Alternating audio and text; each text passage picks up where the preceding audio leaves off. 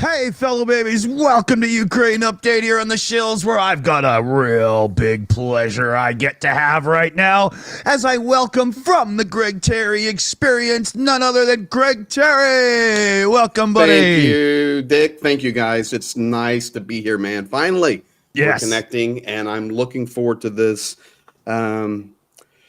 Tough day in Ukraine, but it's a good day in the world to stand with Ukraine. And tonight, I'm sure we're going to be talking about a lot of these things and stand for truth. And it's an honor to be here with all of you. So awesome. We're glad to have you. And speaking of, tough day and whatnot, let's cue the music and kick it right over to Starsky for the headlines.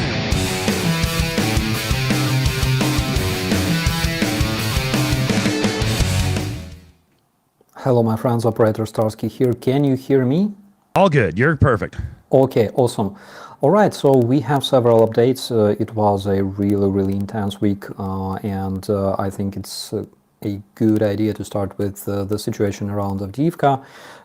Today, the armed forces of Ukraine conducted withdrawal from Avdiivka, and they moved back to the prepared positions, secondary positions, according to the General Staff of Ukraine. We know that yesterday and the day before yesterday, the combat in this area was pretty intense, and it still is. Basically, the Russian aviation was really active in this area today. There are casualties which are pretty much dramatic, I would say, on both sides, but the Russians are losing absolutely tremendous amount of troops, and before Russian trolls start celebrating taking Avdiivka, just several words about this tremendous, huge megapolis, which before the Russian invasion had a population of incredible 32,000 people, which is twice less than in Bakhmut. And of course, we know that Berlin starts behind Avdiivka, Washington DC is like 100 kilometers away, but anyways, still it's a loss to us, and the problem with that is that behind Avdiivka there's plenty of steppes, plenty of open area, and defending open area is much more harder than defending the urban environment. So this very span of the front line will be harder to protect from the Russian invaders in the upcoming time.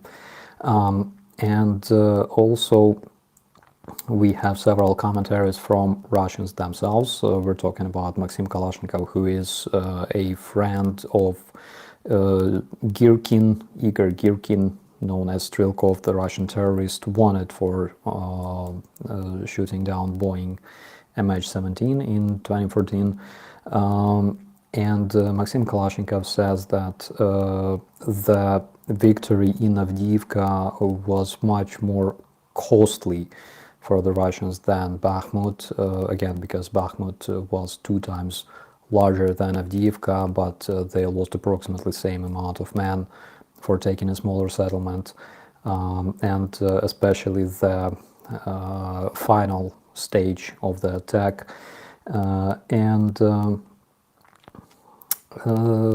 This is the situation. So we know that 3rd Assault Brigade did their best to cover the guys that were withdrawing from this area. The guys are absolutely amazing. A lot of them unfortunately laid their lives today and yesterday, but they did amazing job. And speaking of the Russian aviation, 3 Russian airplanes were destroyed today. We're talking about 2 Su-34 bombers and 1 Su-35 fighter jet. So how did it happen? They approached the front line approximately at a range of 35 to 40 kilometers. They were eliminated by the Ukrainian air defense. Who knows? I mean, we can see some very interesting, let's say, repeating scenario when 2, 3, 5 Russian airplanes are being intercepted at the same time. Maybe we're talking about the Patriot anti-air system that is involved, maybe some other system. We don't know. I think we'll know more details after the war. What else happened this week? Russian ship did it again. Russian warship did it again. We're talking about the Cesar Kunikov that was destroyed on the Valentine's Day. And the coolest thing about it is that the dude, the Kunikov, the man that this ship was named after, was also eliminated in on 14th of February 1943. Which is not a coincidence. I think our military intelligence service has a sick sense of humor, which is absolutely amazing. And, you know, speaking of Ukrainian military intelligence service, I love those guys because they don't say like a person was shot by unknown people or whatever. They just say, we fucking killed them, so what? Like, the guys are insane and cool. Navalny was also eliminated in prison. We're talking about the Russian oppositionist, and one of my viewers in the commentaries said that we should call him Russian dissident. I think it's a proper thing because, you know, even though neither me nor my bro Rick here can be considered fans of Navalny, I think not a lot of Ukrainians are, after what he said about Crimea and other things. But at the same time, no person deserves to be killed like that. We know that Navalny was poisoned with Novichok. Then when he returned to Russia. He suffered an acute case of sudden death syndrome. That's the official statement. Yeah. He was poisoned by Novichok back in the days. Then he was brought, I believe, to Germany for the medical treatment. When he returned to Russia, he got arrested. Yesterday he died in prison. It's a horrible death, of course, you know, not like I feel really, really bad about Navalny, but at the same time, I feel bad about him a bit more than, you know, the rest of the Russians, because he was an enemy of the Russian terrorist regime. And in my opinion, he would do much more if he was wearing a patch of the Russian Voluntary Corps currently fighting on the territory of Ukraine against the Russian invaders. Those guys are legit. Everybody else, in my opinion, are just the same Russian imperialists and chauvinists, only wearing different clothes, different flags. So those were the main updates, and also were two very important updates from Germany and France. Yesterday, President Zelensky visited those two countries, where he signed agreement for cooperation in terms of security, which I think is great. And we're looking forward to seeing more drones, more shells, which is very important. More vehicles delivered to Ukraine. The situation in Avdiivka was really, really bad because the lack of the shells, we could not conduct appropriate counter-battery warfare versus the Russian artillery. There were approximately 8 Russian men versus 1 Ukrainian, 8 Russian howitzers versus 1 Ukrainian howitzer, but at the same time we had to spend our shells more wisely. So that's the situation. There's a lot to go over. You know, pre-show we were talking there. So let's turn to Greg Terry here. Where would you like to start, my friend? Well, first of all, I would like to confirm Everything Starsky has just said is 100% true. And most importantly, tonight for me, I want to pay tribute to the heroes that have fought in hell. And right now, it's really personal for me because today I've lost friends and that sucks. Yeah. And so, you know, we can talk about tactics, we can talk about technicalities, we can talk about movements, we can talk about all of that. But the bottom line is today, a lot of heroes laid down their life, and they did not lay it down only for Ukraine. And this is what people need to understand. They laid it down for you, wherever you are at today. Ukraine is not only fighting for its culture, its heritage, its history, its freedom, its independence, but at the same time, Ukraine and these heroes whom I embed with from Sumi to Hedderson, and I love them as my own brothers. And let me tell you how heroic they are. When I'm with these guys on the front, they look at me and they say, you don't have to be here. You're an American. You have a beautiful wife, a beautiful family, and you come here for 26 years and love our nation and help us. And if something goes sideways, you're going home. I will cover you with my body because I'm thankful to you. Those are heroes, and those are the guys that are standing for not only Ukraine, but they're standing for Europe. They're standing for the United States. They're standing for truth. And if we do not wake up and recognize that this is not a regional conflict, this is a world war for truth and freedom, then we're going to have a tough time. But we're going to. So for me, Starsky's update, spot on, of course. But tonight, I can't do anything but focus on the heroes who are standing for us all. Good call. Good call. Slava Ukraini. Herojam Slava. Yes, very much. Slava. One more thing I would like to add. First of all, my condolences, bro. It's tough. Losing friends is always you have to feel it, but better don't, in order to understand. And another thing very important is on 24th of February in different cities around the world there will be rally. There will be plenty of meetings dedicated to Ukraine. Please learn when and where there will be a meeting in your city, because they will be organized all around the earth.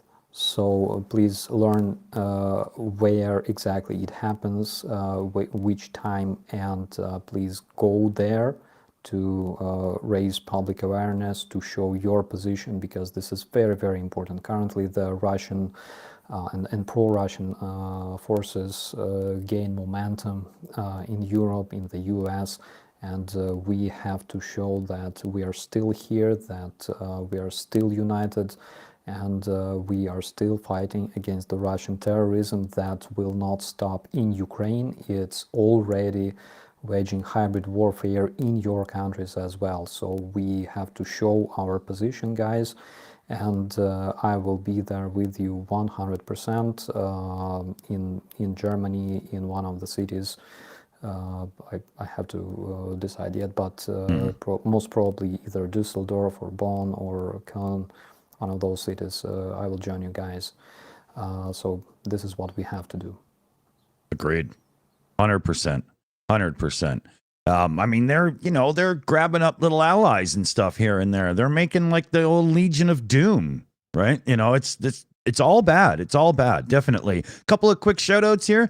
Lisa Anstill, I do believe it would be something like that.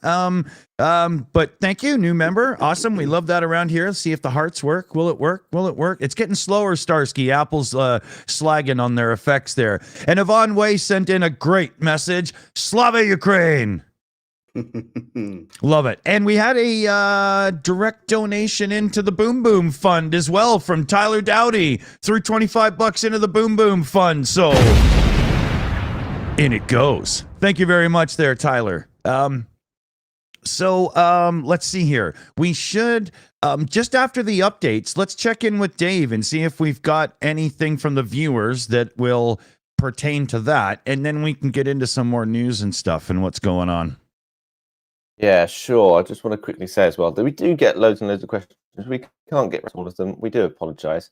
And I'm even sort of trying to keep track of questions from last week, just in case they become relevant again this week. So bear with us, because 15 minutes will pass and then we'll talk about sushi or something. So I wanted to know one thing, which is I want to know a little bit more about Greg. I wanted to introduce Rick, if we haven't already as well.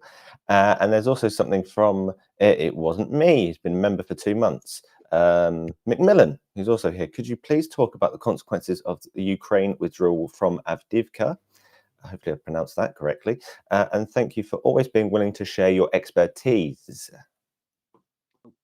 Yeah. Sure. The concern is that Avdiivka occupies good ground with rivers and some woods and such. Once the Russians have taken that, you're opening up to the steppes beyond, and there's not a lot of good defensible terrain. So that means trying to hold the ground behind Avdiivka becomes kind of problematic. So it will require more forces, more preparation, more support to prevent further advances.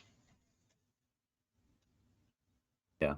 And as mentioned before, it is a pretty dire situation, but there is a retreat happening. Some reinforcements from the 3rd Separate Assault Brigade have been sent to Avdiivka. They've been bravely assisting with getting people and comrades of theirs who are already stationed in Avdiivka evacuated to better defensive positions. And yeah, also I just want to say a big thank you to both you, Greg, and Starsky for bringing that up first thing, because it is the biggest thing, I think, as far as the news goes this week. It's huge. It's a decade of this having it held for a decade, and this is where it's coming down now, unfortunately. And over on my channel, we've been fundraising to help the 110th Mechanized over there in Avdiivka. So yeah, it's important. So thank you. You're welcome. We just have to remember that this is, I was talking to my guy here on the ground, Zhenya Matsutsa. He's the president of the NGO here that we partner with, or that I'm a part of. And today, when we did the update on Avdiivka, because so many people were out there on YouTube in trash land, just spewing stuff that's just not true. See, I personally believe that if we want Ukraine to get the maximum amount of help and to win this war, then telling the truth is the way to do it. The truth is we need stuff. The truth is we need artillery. The truth is we need patriots. The truth is we need systems. We have heroes on the ground, but we need stuff. And if we had stuff, Avdiivka would still be standing. If we had jets that could help close those skies, Avdiivka would be standing. Avdiivka fell because the glide bombs were unstoppable. That's why Avdiivka fell. Yeah. So it comes down to the stuff. So Zhenya said today when we were doing the update, and we just told people the truth. Okay, Avdiivka is fallen, and stop this other crap. We need to back up. We need to get our position squared away, strengthen, get gear here, and fight this war. And Zhenya said very simply, he goes, guys, you have to remember, this is a war. This is not a video game. This is not a movie. There are ups, there are downs, there are pushes, there are pushbacks. And we right now are having a tough day, but it's not over. We need stuff. So that's apart from the heroes who sacrificed everything so that all of us could be sitting on this stream tonight trying to tell the truth, raise awareness, raise help. Other than that being a key point for me personally tonight, the other thing is we just have to remember, guys, it's a war. Yeah. And it's horrible. Absolutely. Yeah. May I add a bit? I would like to Yeah. add the situation is similar to what happened in Rubizhne. Basically, in 2022, Rubizhne was defended by my brigade, and our guys were there for almost 3 months. When they realized that they cannot defend the city, we decided that we should slowly push back, but inflicting maximum casualties on the Russian troops. And there were approximately 10 Russian battalion tactical groups versus 1 our battalion tactical group. The number of howitzers, it was crazy. There were approximately 17 Russian howitzers versus 1 Ukrainian howitzer. So you can imagine the level of heroism that the Ukrainian defenders are showing every single day. Again, Avdiivka was holding for almost 10 years. Since 2014, the Russians were not able to take control over this town. Again, the town with a population of 32,000 citizens. It's like several big villages combined. So the problem is we need weapons. The Russians are utilizing a very simple tactics, is like manpower, overwhelming manpower. Yes, they're losing their men. Yes, Maxim Kalashnikov in his social media, that Russian supremacist, he's nagging about losing men, but it's ridiculous because Russian command doesn't care about Russian men. They care about reaching their goals, no matter how many lives on both sides will be wasted. And in order to the only possible way to stop such kind of offensives is using plenty of artillery and airplanes and long-range missiles in order to eliminate Russian personnel. That's all. And if we don't have that, no matter what kind of heroism we're showing every day, but we will still be withdrawing after such situations like in Avdiivka, in Rubizhne, in Severodonetsk, in Lysychansk, and places like that, in Bakhmut, etc., etc. Pure truth right there. It's it's hard to explain to people that do not understand the Soviet mindset and the culture that is there. I started working in Russia in 1994. I was a 21-year-old kid. I speak Russian.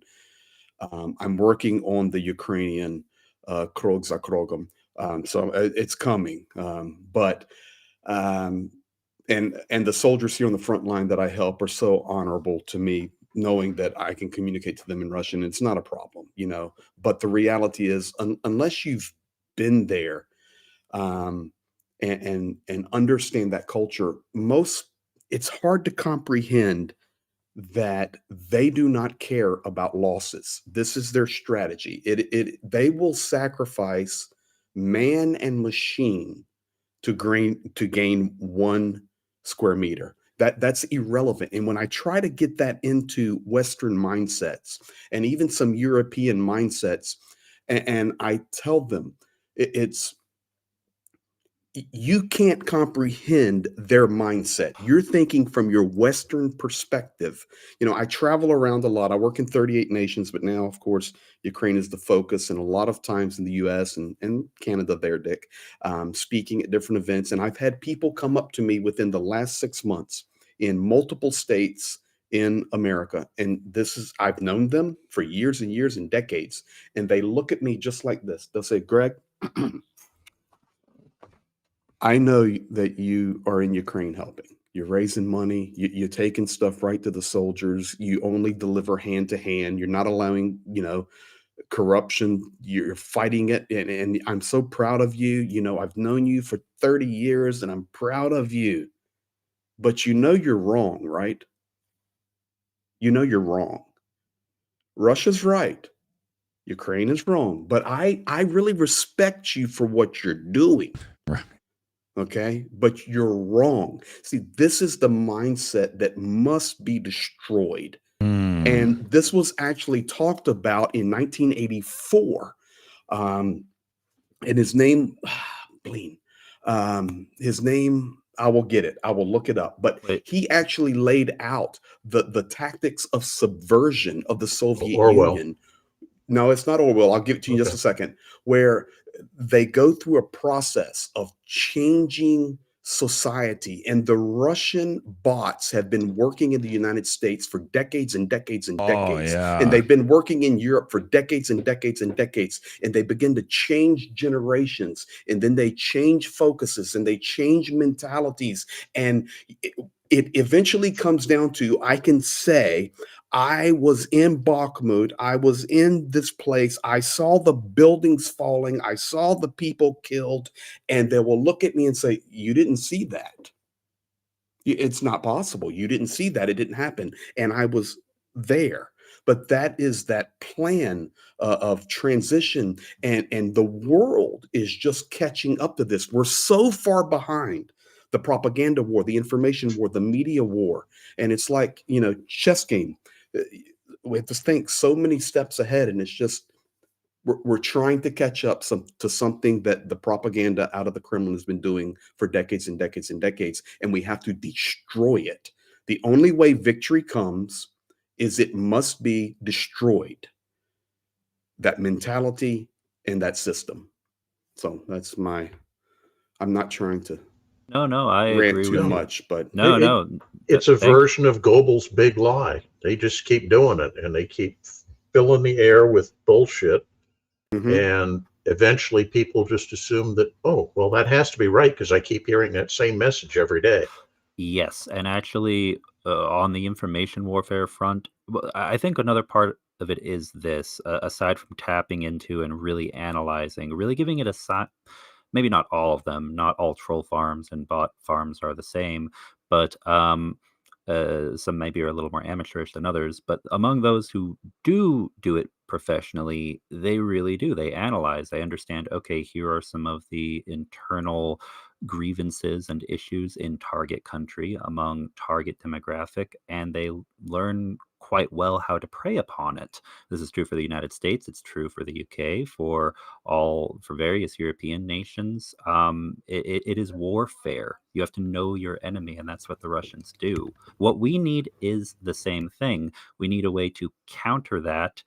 And more importantly, it is a grassroots effort, but I think another part of it is maybe among some in the West, there's a bit of trepidation, especially to openly discuss the fact that how do you combat a bot farm? I mean, you can try to shut one down, but another 10 more pop up. I mean, it feels dishonest or disingenuous, but put out your own accounts that are pushing the information on multiple fronts regularly, constantly. You have to have the volume of messaging that combats this bullshit, and we don't see that because there's this mindset of that's the wrong way to do it. That's going to be more hurtful in some way, but I think it's needed.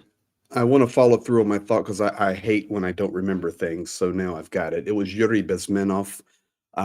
He was ex-KGB. He defected from Russia, Soviet Union. I think it was like 1970, 71, 1984. He's being interviewed. So 94, 04, 14, 40 years ago, he's being interviewed there on American television, and he lays it out. And it's actually called ideological subversion. And it's 4 stages in it. So just listen to this. Stage 1, demoralization. And this is what the Soviet mentality, the Marxist regime would do. Educate an entire generation in Marxist ideology. It takes a generation or a generation and a half to do that. So basically 20 to 30 years. He says after that, our plan is, or their plan is, destabilization, destabilize the economy, destabilize foreign relations, destabilize defensive systems. I can only talk about my country because it's only fair. My country right now, our economy is struggling, and we can talk about it. Well, we can talk about foreign relations; they're gone. Defense systems, all of it. It's destabilized. And then crisis is created. So demoralization, destabilization, and then crisis is created where there are violent changes of power. I mean, are we watching what's happening in the American political system right now or other nations? It's just division. And then the fourth stage, and this is where I think we're at, is normalization. And that is what we see, we accept. And it's extremely dangerous. Extremely. The guy nailed it. Yeah, absolutely. Guys, may I step in for a minute? I was going to ask here? you to. Yeah. Hi, everyone. Speaking here for the first time today, I think. Not sure, but it's really crowded here, and I was actually doubting if I want to overcrowd the Shills even more.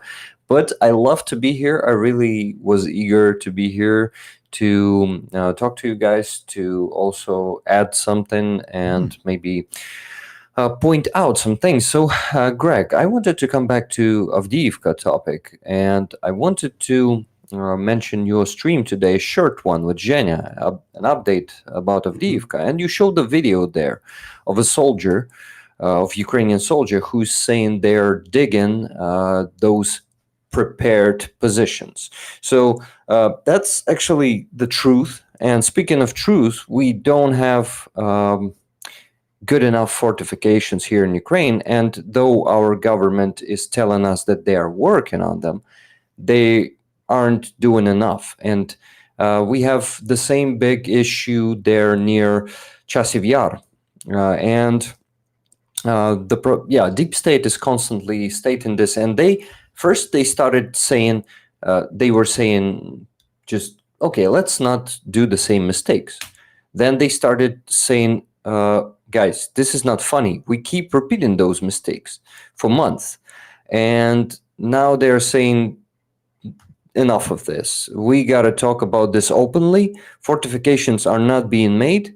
Fortifications are, I don't know what they are doing with the money that they are actually providing for fortifications. I have my suspicions as we have corruption in Ukraine. It's usually about our internal money because, all the money that are coming from our partners are being very strictly monitored, and this is great. I'm happy that they have been. And you see, the thing is, fortifications are crucial. And actually, we will see another Avdiivka right after this Avdiivka happening, just because we don't have those fortifications there. And preparing positions is essential. Russians, on the other hand, they are doing some great fortifications. And maybe you have something to add here, Greg. Yeah, I actually can add. I can actually add a lot. First of all, I'm going to say this. I so deeply respect Rick and Starsky because they're Ukrainian. And not because they're Ukrainian, but because they tell the truth. Because it's only the truth that's going to bring victory. And here's the fact. You can go on my channel and see it. It was an update earlier today, and I show the video. I got permission, and we showed the video of the trench being dug. We showed the video of the stabilization point, and it was the Ukrainian military. It was the Third saying, show it. Show it, show it, show it. We're struggling. Show it, show it, show it. We showed it.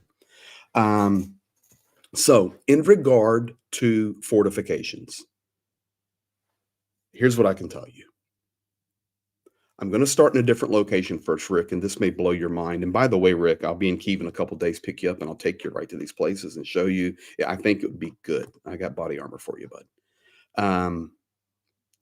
If we go down to Kherson, and I'm not going to, there's nothing that is not shareable here. I would never give away anything private that I know or whatever. This is public. You can go on any satellite and see this right now. South of Kryvyi Rih, through the Mykolaiv Oblast, halfway through, and across the Mykolaiv Oblast where it joins into the Kherson Oblast. There are fortifications being dug right now with heavy equipment and multiple lines that are massive. It is not private information. Thousands of people see it every day. It's everywhere. But I'm telling you, in that southern front, and I'm not talking Zaporizhia, I'm talking coming out of Kryvyi Rih, pushing down to Mykolaiv area, moving through that Berezhnegovata, Snigorivka region, pushing over through those plains of beautiful people, all the way to the river.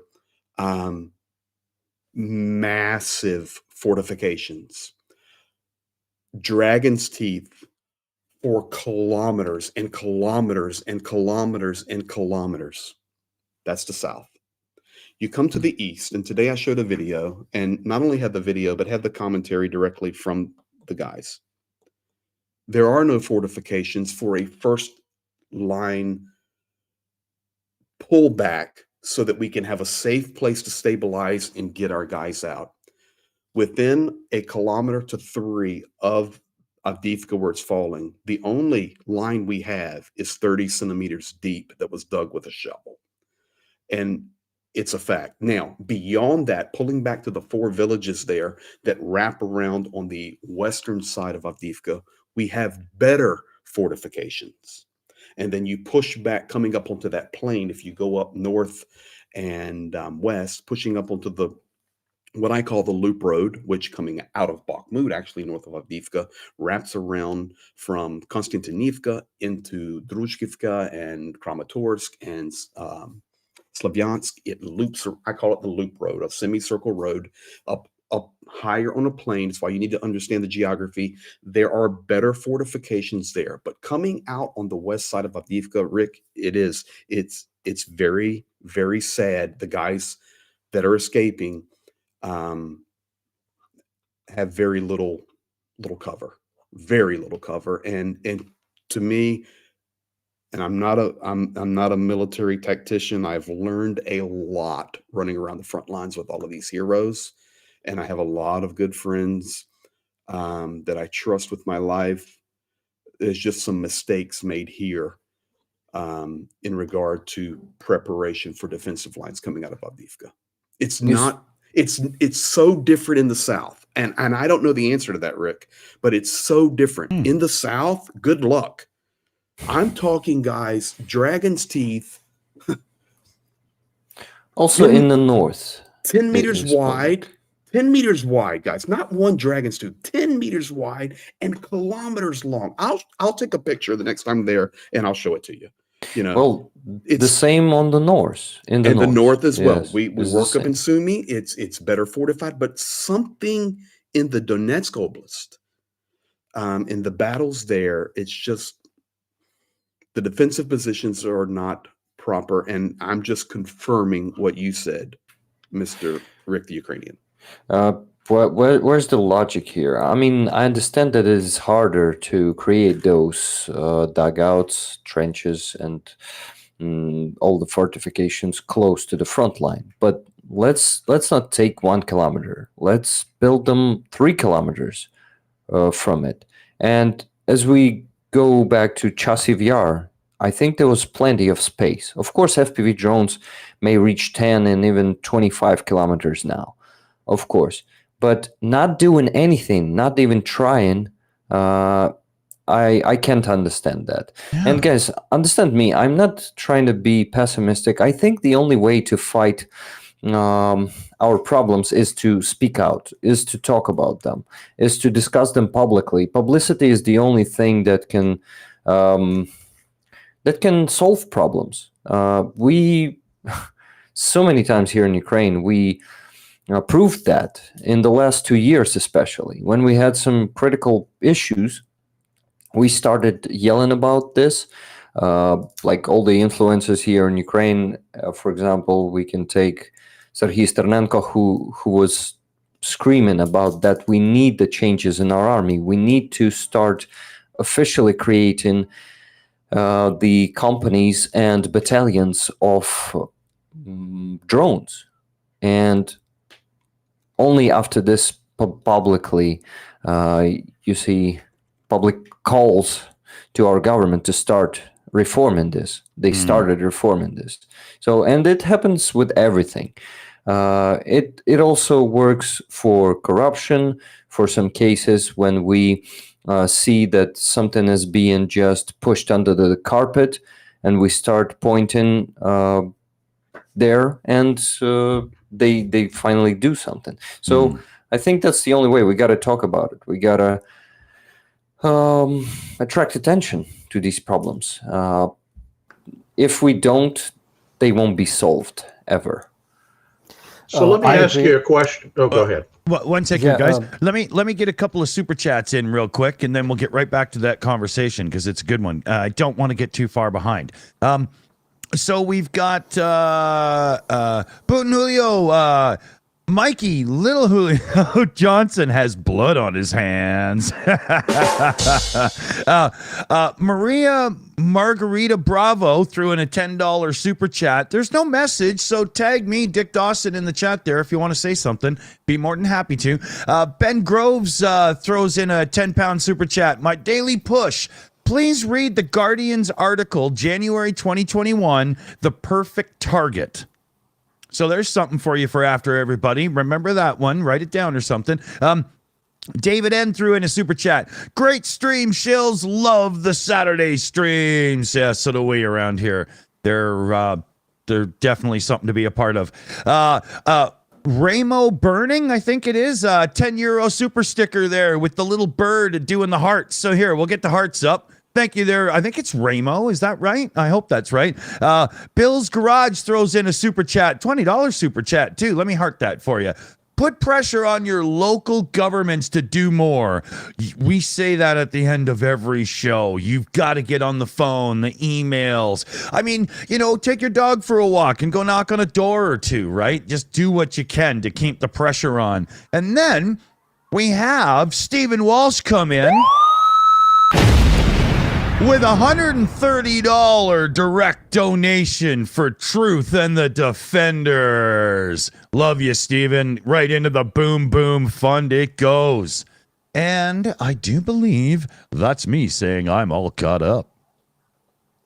So yes, guys. I would just like to briefly mention one thing. In Ukraine, we have this direct democracy. It's when people who have some kind of demand, or not demand, but they want to change the situation, they want to solve some kind of problem, they address the government, they address the president, they do petitions, and usually it works because this is our Ukrainian way. And of course we have to talk about such things, and this is exactly what our guys are asking us. They're the front lines. They say, guys, the defense lines, we have to talk about it. We have to make this, we have to raise awareness and make our government work on solving this problem. That's why I completely support Greg and Rick. This is something we have to talk about because, according to Bogdan Butkevich, in case of Russians, they have civilian companies that bring vehicles, that bring professionals who create those trenches and those defense lines for the Russians. In our case, those could be big construction companies, 100%, but we had to have the decision by our country's management, right? By our command, by our political leaders. We had to have a political position and political decision. According to Bild, since the end of November, General Zaluzhny was speaking about withdrawing from Avdiivka because the Russians launched their full-scale attack on Avdiivka in October, and for 2 months there was a sense in fighting for Avdiivka, and when Zaluzhny was mentioning that we had to withdraw in order to save men and create those defense lines and things like that, basically the political will, the political decision was different, that we have to stay. That's why I think we are not generals, we are not managers, we are not decision makers, right? But we have to be decision makers. We have to coordinate our efforts with our government, and we have to help government. We have to push them towards right decisions. So this is what we should do. So we should absolutely be public about such problems that we have in our army, and we have to help our guys to make sure they come back alive. Yes. Yeah. So you actually just gave me an idea, and I will address my president right now. Dear Volodymyr Zelensky, please look into this massive problem. We need fortifications in Donbass, not in the north. Of course, we need them in the north, but we need them much more urgently in Donbass. Avdiivka, Chasiv Yar, also Kupiansk direction. It is all there. We have a massive problem, so please start controlling this yourself. I know that you're focused on the international work, on getting us more military aid, and it is very important, but we have a very big internal problem which costs lives of our soldiers. And That's the end of if the you're an things. American and you're in possibly Republican state, do everything you can. Get on the phone, get on the emails and stuff, and push. If these guys don't have shit to throw at the orc scum coming at them, they gotta have things to throw, right? Yeah, yes, and actually, Greg, maybe you can also give me your opinion on this, but 2 talking points I have been told when speaking with Republicans who are more MAGA or Trump oriented, and specifically MAGA Trump oriented, who also happen to overlap with being evangelical, because a lot of people like to lump evangelical political circles together, but there is quite a bit of variety. There are pro and anti-Trump evangelicals in the U.S. Mention the fact that Ukrainian children have been kidnapped, that they are, they might not see their homes again for a long time, if ever. Some who are in Russia, everyone is suffering in Ukraine, but there has been targeted persecution toward Ukrainian Christians in cases by the Russian military. These are things that are talking points similar to what they usually hear from people who call them, but in the direction of support for Ukraine. Well, if you go that route, I still have to hold my ground right now with Rick and Starsky. And it's not just a Ukrainian issue, Rick, pleading for your president, or it's not just a matter of in the United States, we contact our senator, we contact our House of Representatives member, and that's beautiful, and that's the system, and that's the way we should do it. But we have to get so far beyond that. We're talking about taking kids out of Ukraine. Of course, we saw it so heavily happening in Mariupol at the beginning of this phase of the war, and I call this the phase of the war. The war's been going on for a long time.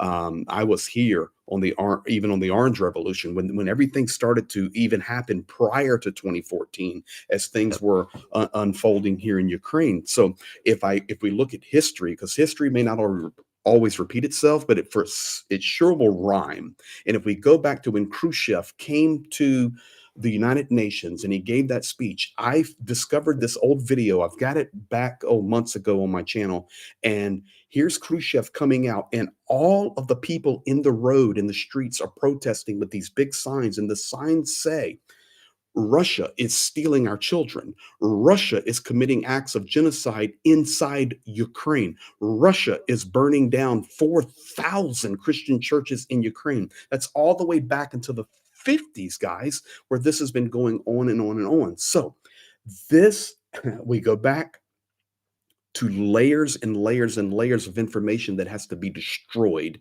and propaganda that has to be destroyed. Unfortunately, my opinion, I can be wrong.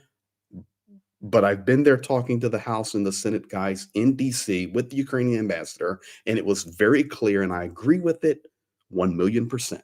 And that is this: until we can deprogram people from their perverted view of what is happening in this war, because I don't know how to better explain it. I don't have the words to explain it or the vocabulary. But we can write letters, and we should do all of these things to work through our form of government there in the US or wherever you're at. Rick calling out a message directly to President Zelensky. It's the way we do it. But guys, these people really believe this trash.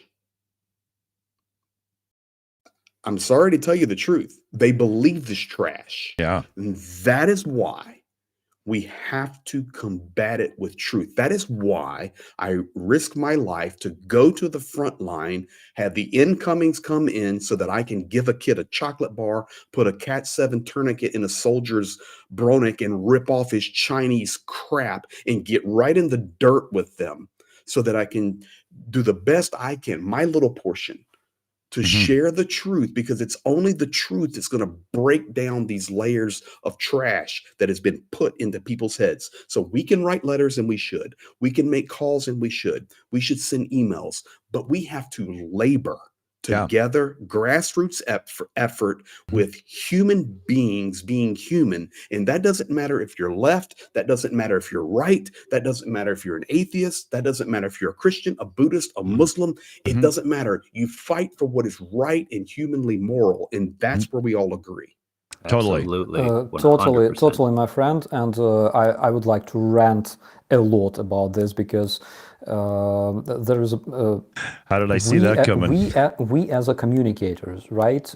This is our task to bring the words of truth to the population in Ukraine, in other countries, to our audiences, and help them fight the Russian propaganda. There is only one problem. There's only two problems, actually. One problem is that Russians who give absolutely no fuck about democracy, no fuck about freedom of speech and other human rights, and etc., they use democracy to fight democracy. They tell you the bullshit, and when you start opposing or deflecting this bullshit, the Western audience goes, why are you fighting the freedom of speech? Yeah. The terrorists have they have right to be heard. That's why Tucker Carlson goes there, and while Ivan Gershkovich sits in a fucking Russian prison, while Navalny is dying in another prison, Tucker Carlson takes he interviews a fucking murderer. I gotta stop you there, Starsky, 1 second. On this channel, his name is Chucker Farlson, just so we can, have continuity through the shows. Gotcha, bro. So there's the problem is problem number one develops from problem number two. Problem number one is Russians have massive resources to push this hybrid warfare, and I'm talking about specifically informational warfare. They have massive resources because they have oil pipe that converts oil into money that are being invested into this shit, and no power in the world has such resources for conducting propaganda or counter propaganda. And what we can do is use the help of the governments to combat the informational warfare.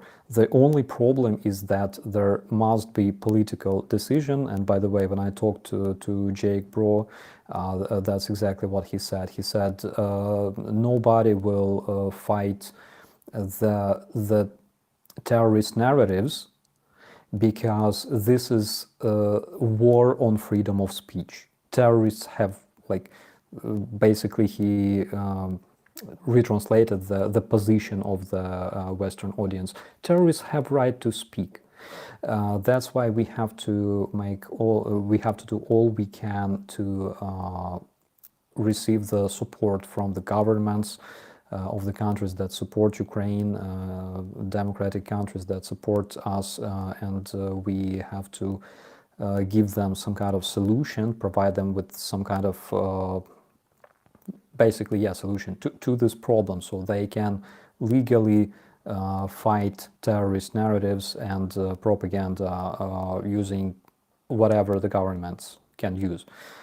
So that's the thing, and until we have this, we will not be able to fight them efficiently, even though we have NAFO, even though we have a lot of opinion makers with audiences like 700,000 users like Arthur Ray, but at the same time videos of Fucker Carlson receive like millions of views, which is unreachable to us because we don't have the oil money that we can just invest into this.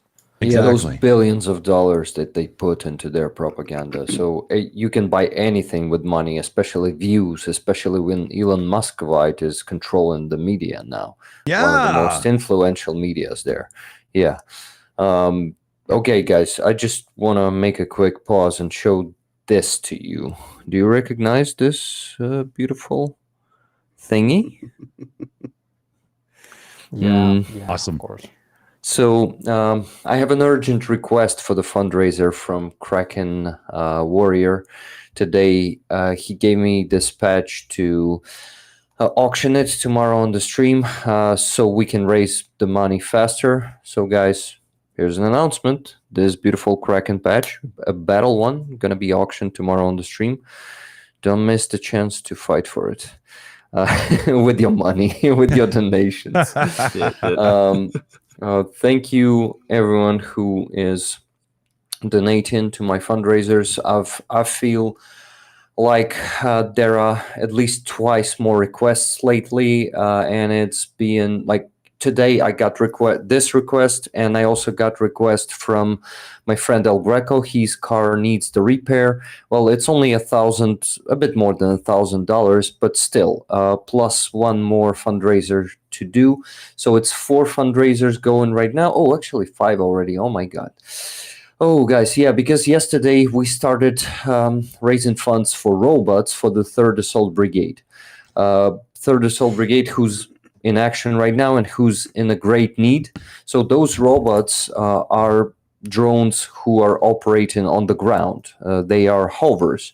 Those can be evacuating our soldiers. They can be used as mining devices, as demining robots also. They provide so much support. And this is the war of drones. And drones are going to be there on the battlefield in future. And you see, you can really save lives with those robots because you won't have to bring ammunition by hand or on the manned vehicle. You can put it on the robot, it will deliver and come back. And the soldiers will stay on the positions. And guys who are responsible for logistics will just be sitting in the controller in their hands and delivering it by the drone. So the goal is ambitious, like the general goal of 3rd Assault Brigade is 20 million hryvnias, which is $550,000. Yeah, it's a big goal. But I have taken a part of that big goal, just 500,000 hryvnias, which is basically $13,000. Not such a huge, I would say, fundraiser. This community have raised $18,000 3 times at least, and been doing much more simultaneously. I'm talking about rollers and about your communities, guys, because everyone helped. We're gonna get in on that today. I'll say you got too much going on. So the Boom Boom Fund today is going over to Rick so he can distribute it to his fundraising. Hey, Dick. Thank you. So I'm new to your platform here. And by the way, I really like it. Thanks. But on the backside, what I'm looking at, I'm going to upload you a file. Sure, throw it into our private thing, and I can bring it right up. Okay, I just wanted to confirm that, and it's going to show something similar to what Rick is talking about and help the audience understand. Okay, perfect. So I'll Okay. work on that right now. Yeah, man. While Greg's doing that, I just want to do something right quick, because I think you only have a few minutes left with us, Starsky, if I'm not mistaken. So, before you go, while we're all here, we need to talk. We've talked about some very serious stuff, and I'd like us to cover something positive that's happened on the battlefield. You know, with everything else that we've talked. So, two pieces of news that I've got here. First, I've got an article regarding 3 planes that had been downed by Ukrainian forces.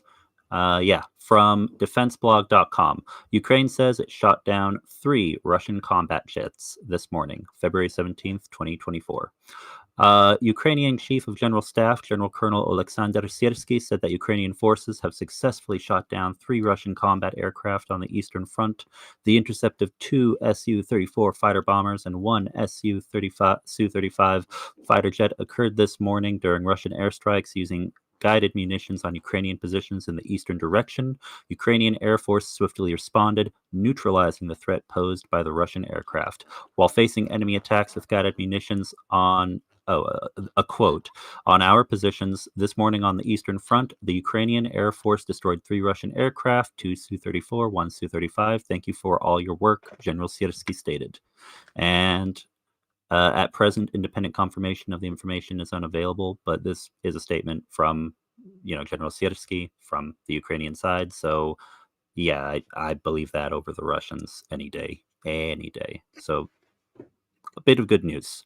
Have you heard of this or gotten any updates about these bombers and fighter jet going down, Starsky? Yeah, bro. We were talking about it today. We were talking about 2 Su-34 Russian bombers and 1 Su-35 fighter jet that were intercepted approximately 35 to 40 kilometers from the front line, which is really close, and which is basically the distance of launching or dropping the gliding bombs. So apparently they decided to use quantity over quality in terms of fighting our ground troops using their aviation. That's why they approached them too close, and they were eliminated by our air defense. Could be Patriot, could be some specific modification of S-300 that we have, but I'm not sure because it's rather stationary. Could be some different unknown yet type of air defense weapons, but it's like a pattern. Such things happened several times already when several Russian airplanes were intercepted. Remember A-50 Russian reconnaissance airplane that was intercepted over the Azov Sea just several weeks ago. So this is a pattern that is repeating, and apparently we're using some whatever air defense. We will learn more about it after the victory, I'm sure, but it works. This is the main thing. I think one more system that could do that is SAM-T. We also have that one. Maybe that's actually the one that's traveling around Ukraine. Yeah, could be, who knows. But again, there are still several positions in frames of the international military aid that we are receiving that is rather secret, rather classified. Makes sense. Yeah. And another piece of good news I've got here is, as Ukraine, speaking of drones, air defense, as Ukrainians fling 50 from Forbes, as Ukrainians fling 50,000 drones a month, the Russians can't get their drone jammers to work. So the report here says, when Russia-aligned Republicans in the U.S. Congress began blocking U.S. aid to Ukraine starting in October, they deprived Ukrainian forces of one of their main sources of artillery ammunition. But Ukrainians have adapted as best they could, tapping the growing domestic supply of 2-pound first-person view drones, each packing a pound of explosives. By December, workers in Ukraine were building around 50,000 FPVs a month at a cost of a few $100s a piece, which for a nation state is like pennies, guys. So that's good news. And ranging as far as 2 miles from their operators, the tiny drones plink Russian vehicles and even chase down and blow up individual soldiers who swat at them with rifles and sticks. So according to this article, it goes on for a little bit more, but the gist of it is the problem for the Russians is that their jammers simply don't work. The first generation of battlefield jammer, the RP-377, mostly failed to stop FPVs. And now the second generation, known as Volnorez jammer, is also failing.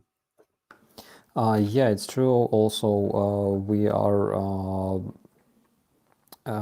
incessantly destroying those jammers. And I'm talking about the big radio electronic warfare machines almost every day. And another thing is that they don't have enough jammers to cover all the front lines. So basically, they have to drag them from place to place. For example, in the area of Kherson, they, at least last month, they had less of those jammers than around Bakhmut, around Avdiivka, trying to cover their positions and their ammo storages and command centers. So they have to relocate those stations almost every day, and because they simply cannot cover the whole whole span of the front line. Dave had a question he wanted to get in that's for Starsky, but I'm not sure Greg's ever seen this, so we have to hit the gag. We gotta. I hope Jaws wasn't scary for you there, Greg.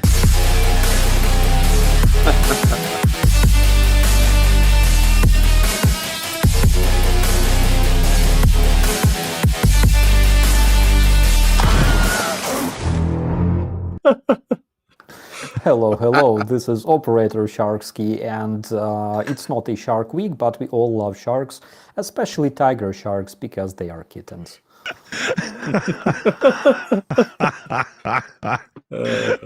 One of the gags we like to pull. It. Yeah, go ahead there, Dave. It's great. It's just great that it only works on Starsky's mic.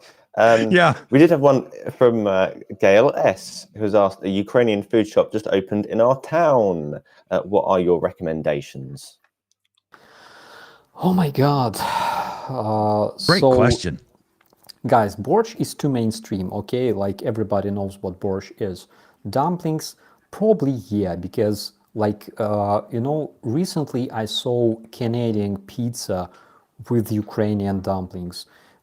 Like my world was ruined, it was destroyed instantly. So there's a lot of things that you can utilize, like for example, bograch, it's West Ukrainian dish. There's and there's a cat. There's a cat. Reek shows the cat.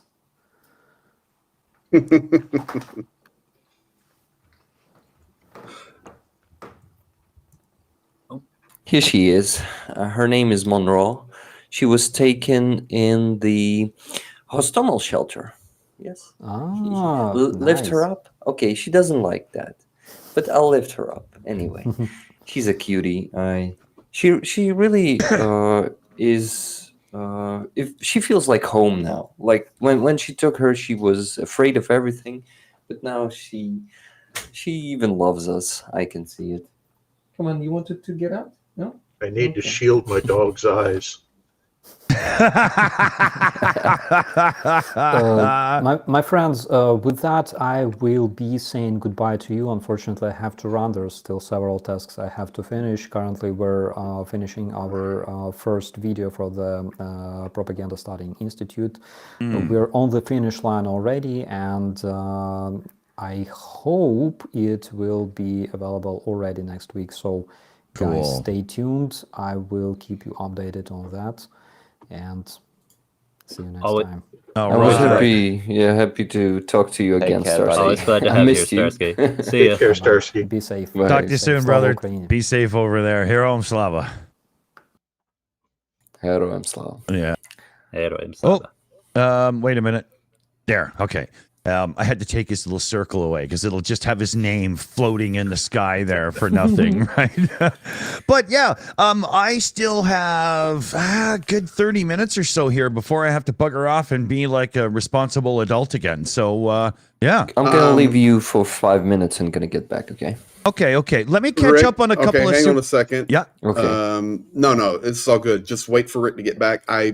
So Dick, when I go to send you that file, it's covered up by that chat. So I have sent it to you via private message. Perfect. So I'm you getting can it right load- now. Yeah. Perfect. But wait for Rick to be back. So Okay, cool. Thank you, guys. So man. I got that downloading. Let's get caught up on a couple of super chats and shout outs here. So let me bring this over here so it's easier to read. And we had Lisa come in again with a $5 message. And if I remember correctly, it was the little pear dude pumping iron going, keep it up. So that was a really cool one. And then Jill came in with a super chat as well, Euro super chat, and there wasn't a message. So Jill, just, send me a note if you want to put something on it.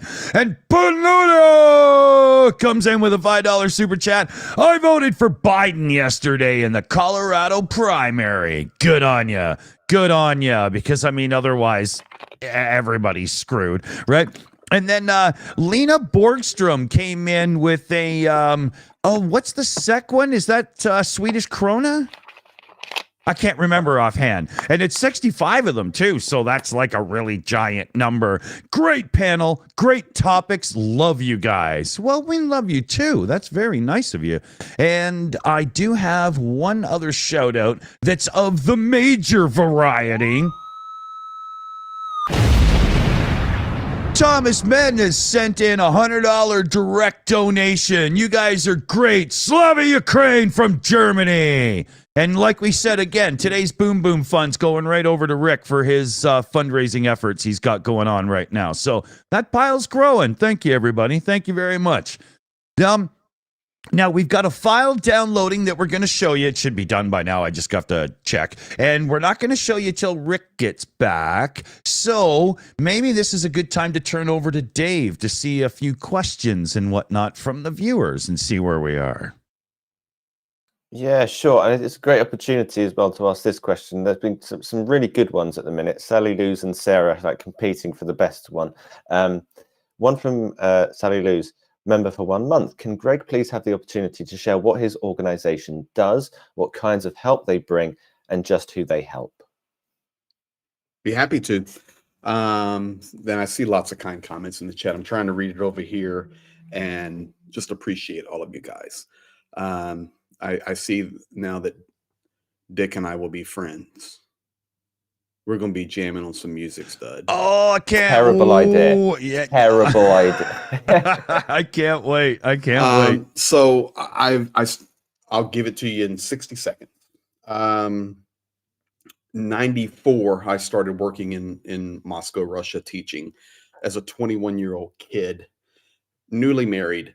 And 98, first invitation to Ukraine. I've been working in Ukraine ever since. I've spent over 3 years. Well, now it's pushing 4 years because of all the work we're doing here since the war started. So about almost 4 years of my 51 years, I have actually lived inside of Ukraine. So I have been, I'm trying to phrase this the right way, everywhere. And all the way back to the Orange Revolution, was here and active in it. I was invited because of the city I'm in, where I base. I know a lot of people, and I was invited to their television station, and I put an orange tie on, and I was talking about the Orange Revolution from an American perspective. And at that time, Ukraine was moving here where I'm at, and many people speaking Russian, and then Ukrainian was coming out. And the guy, my buddy who was interpreting for me, when we got to the television station, the television host said, okay, all right, Greg's going to speak in English. Can you give us Russian and Ukrainian? So my interpreter, I was speaking about it in American perspective on the Orange Revolution for somebody who's been working here for so long. And then my interpreter put it into Russian, and then he goes, boop. put it into Ukrainian, and you could see the transition happening all the way back then. So you then come up, fast forward up to 2014. I was here right after Maidan happened. In fact, my partner was on Maidan, dodging sniper bullets, saving people's lives. And so it's very personal. 2016, I was in Donetsk. I was there right before the airport was destroyed, and come out, and have just been working ever since. I was doing a little stream when COVID hit, and just talking to people and doing what I do. And at that moment, it was when the first missile actually hit on February 24th, 2022, with this phase of the war starting. And Jania, my partner, was on with me, and he said, "Dude, we just got hit by a missile. It's on now." Whoa. And it was live. And I told him, I said, "Man, we're with you until victory." Jane and I thought, Rick, you may have thought the same, I don't know, but we really thought, okay, 7 to 10 days, we're going to flex a little bit, and then tanks are going home, and this is going to be over. Little did we know where we would be at. But from that moment, we started fundraising, and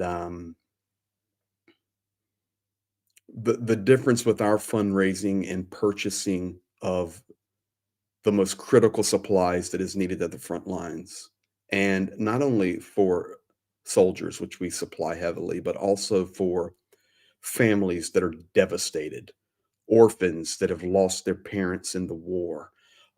You name, animals, dogs. I mean, everything that we can possibly do to bring change and health to Ukraine, we started doing from that day forward. And up to the minute, I got the most updated information today, because I thought you guys might ask, and we only work to the penny. So since day one of the war, we have raised $436,047.76. So we're pushing $500,000 from day one. December 25th, Wow. Dr. Gertis got on board, Johnny from ATP Geopolitics, and Rick. We formed this coalition of channels and friendships, and we pushed hard. And over the last, 45 days, it's $78,000 worth of critical medical supplies that we shipped over here on an airplane that just arrived in our warehouse right here, and will not be like the Red Cross, because we will immediately process it and take it right to the heroes on the front, plus cash donations for purchasing of drones. And I think you're getting ready to show Rick what he's talking about, or at least a variation of it. I'm calling it the Human Hero Rescue Machine or something. It's very cool. And you name it, that's what we do. And the other phase of that is this: we only work with the military. We only work with relationships. We fight against corruption. And I mean, I'm very happy to say it. Rick and Starsky laid it out very clear. We fight against it. Mhm. And we do that by telling the truth. And when Dr. Gertis came up with this great idea, he says, you have a platform there to do this. You've been doing it. He goes, but I've got the audience, and others have the audience. And if we can get this thing rolling, it's going to be amazing what's going to happen. So the prof was pretty prophetic. And so we only deliver hand to hand. Nobody out of that 460 through whatever it is, $1,000, and it will be more. We're pushing for $500,000 now. Nobody delivers our aid but us. Nobody. Right. We do not give it to third parties. We do not put it in a Red Cross truck. We deliver it directly to the front lines only. We put it directly in the hands of the soldiers, or we put that chocolate or those clothes or those toy, whatever it is, right in the hands of the people. Why? This is the $1 million point. Because the world has a pent-up demand to help Ukraine win this war. And I'm talking about the good people of this planet. Forget your background, forget your affiliation. good people do good things, and good people come from all walks of life. And we found something that we can focus on. But these massive organizations and corrupt pieces of trash I know. that were trying to make money on this war and Yeah. abusing Ukraine as a way to get rich Yeah. needed to be destroyed. And the only way to Exactly. destroy it is to somebody ball up, put on a flak jacket, Yep. get to the front and say, if you'll buy it, I'll deliver it. If Yeah. you buy it, we'll deliver it. You'll see your love in action. So that's what we do. We take a lot of calculated risk, but with that, we only work with military. We've delivered in the most difficult positions. And at the beginning of the full phase war, our organization here as well, we housed 2,500 refugees at the beginning of the full phase of the war.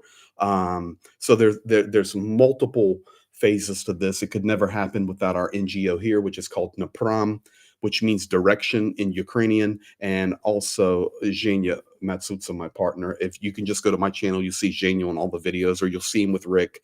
I mean, it's just an amazing team that has happened here, and you guys are all a part of it. And Dick, you're helping. Commander McMillan, you're helping. Dave, you're helping. Secular Sakai, you're helping. Rick, Yep. of course, we're here. We all work together and labor in this. So Yeah. we do not have death wishes. We want to stay alive, but I just want to give a shout out here, and I'll be done. That's the whole story. But we work with military that we trust and not that we have relationship with. I'm going to tell you this one story. So here's the deal. Many volunteers have been killed. Many. And the reason they've been killed is because they do not run. They run with the right desire to help, but they do not do their homework well enough, and they're sitting ducks. Our mobile vehicle, we're equipped for war. Okay. We carry heat in our vehicle. Are you catching me? Yeah. Okay. We go to the places where the DRG are running around the woods and killing people. You don't think I'm gonna have heat with me? Yeah. I got heat with me.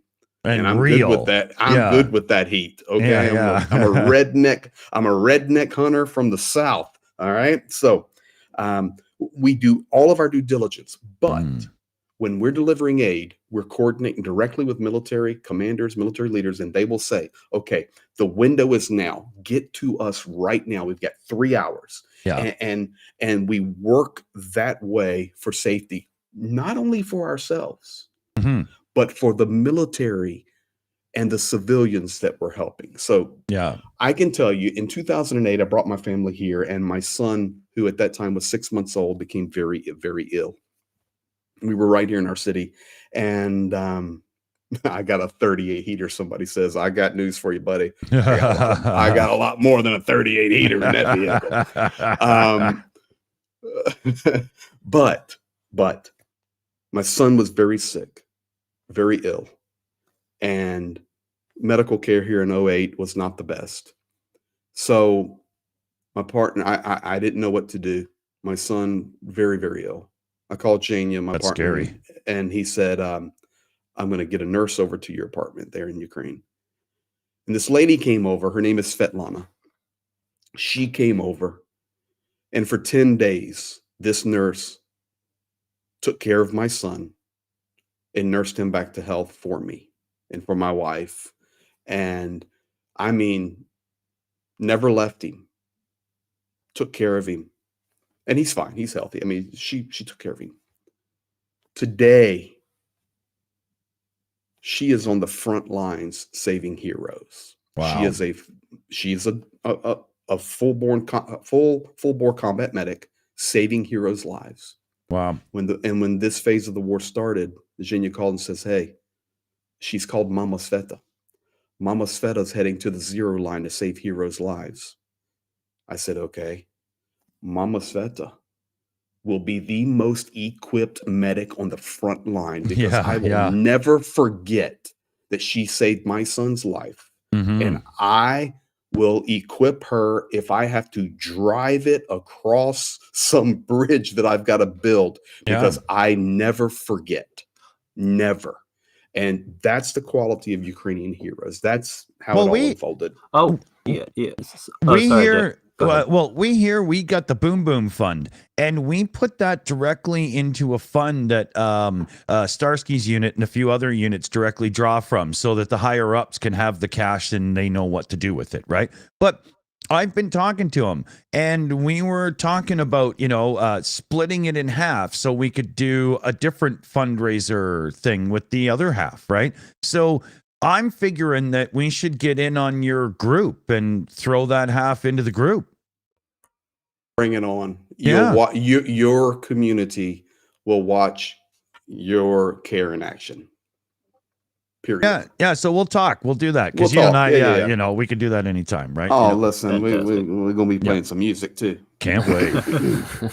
Dick, that's a great idea. Thank you for proposition in this. Is it the word? A proposition, Rick, is what you do with the lady of the night. I was just going to say, Just usually as takes a Julia couple of told me. drinks first. Yeah.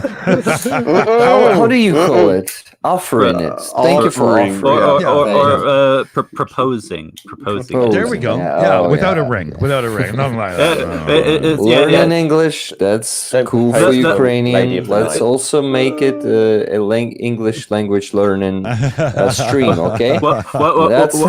What's funny is both a proposition and proposing are both very different, but they can refer to women in different ways. Yeah, men. Offering. Thank you. And guys, I wanted to say that Greg's channel has about 8,000 subscribers, but he deserves hundreds of them, because he is there on the front line. He's filming from there. He's filming the handouts to soldiers, to civilians. He's risking his life.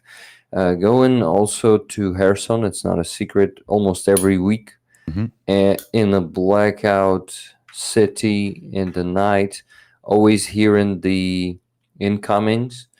This man deserves much more attention. And guys, if you still haven't subscribed to his channel, do it, and you won't regret a second, believe me.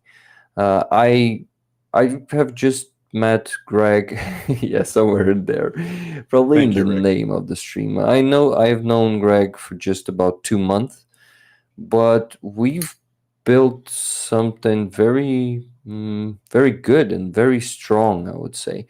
And I would love to build it up even better and stronger, because Greg is an amazing human being, very inspiring one, very energizing one.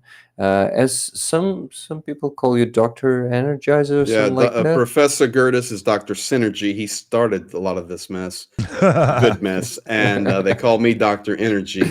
Dr. Energy, not Energizer. Yeah, Dr. Energy. But Rick, I'll be Dr. Fever then. You're Dr. You are Dr. Fever, brother. Come on, WKRP in Cincinnati, Johnny Fever. Bring it on home, son. I can go pop culture. I would have been a great DJ in the 70s, man. It would have been You're awesome a great thing DJ for me. now, VJ now. Your voice, listen, when I go to bed tonight, would you please call me and read to me a story? Because I just want to feel those warm vibes flow over my soul. Oh, Dick, just like how you've got the graphics for Starsky, you got to make one of Greg being tucked in with a story. Yeah, done. Okay, let's do that. No, but let me say this seriously. So, okay, Rick and I do not have a virtual relationship. We go through Kyiv basically once a week. So we run the route. We run the entire front line. We start in Sumy.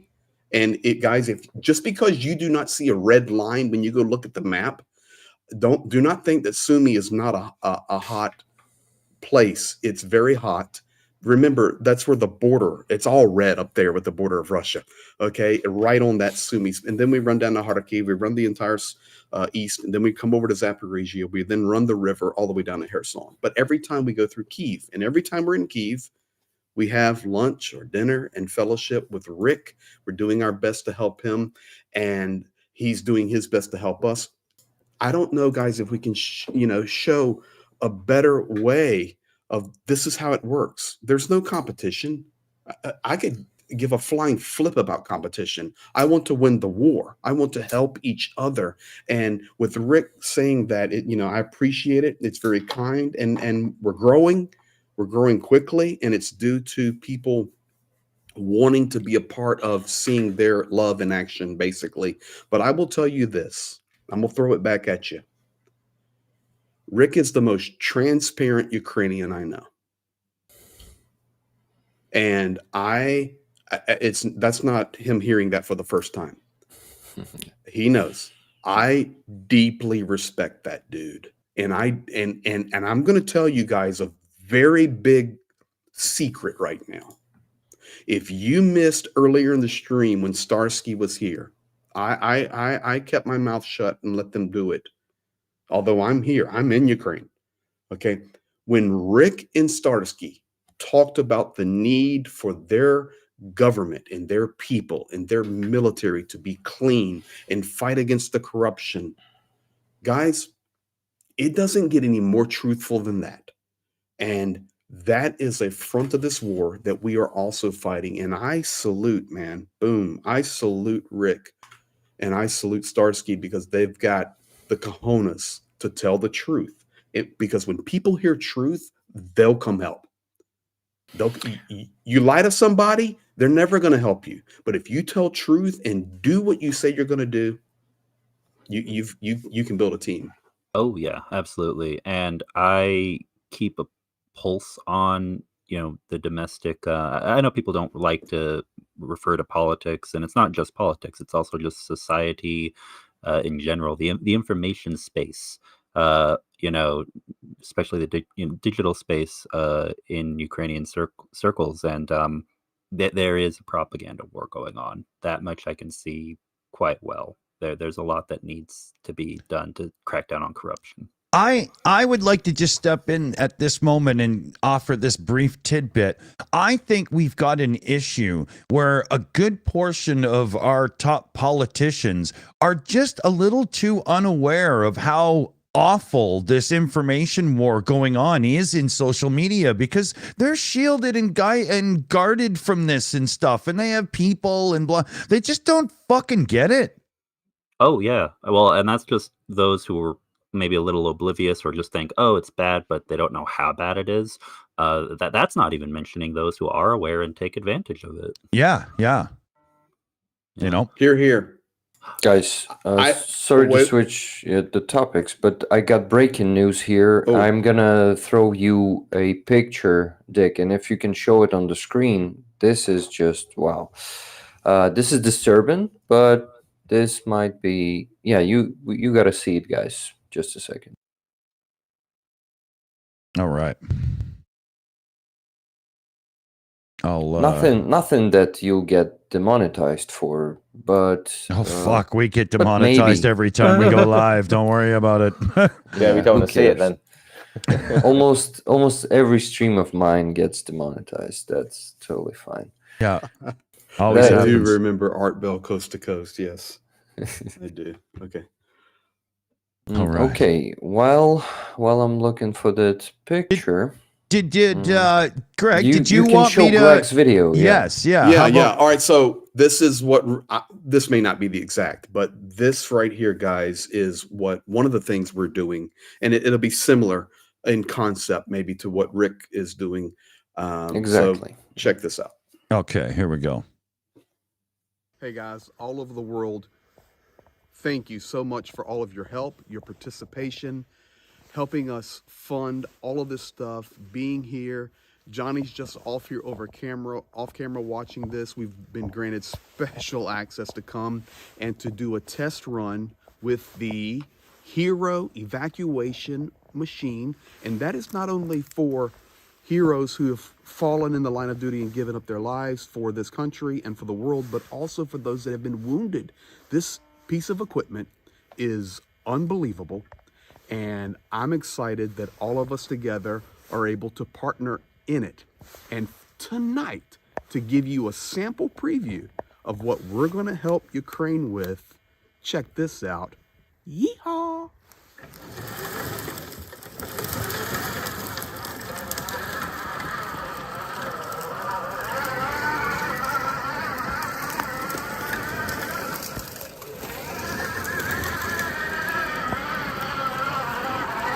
Stop it, stop Thank you guys for your help. it. Go to another side. Thank you guys So for your help. people could see. Yep, this thing is incredible. So this is the I'm calling it the human hero tank unit.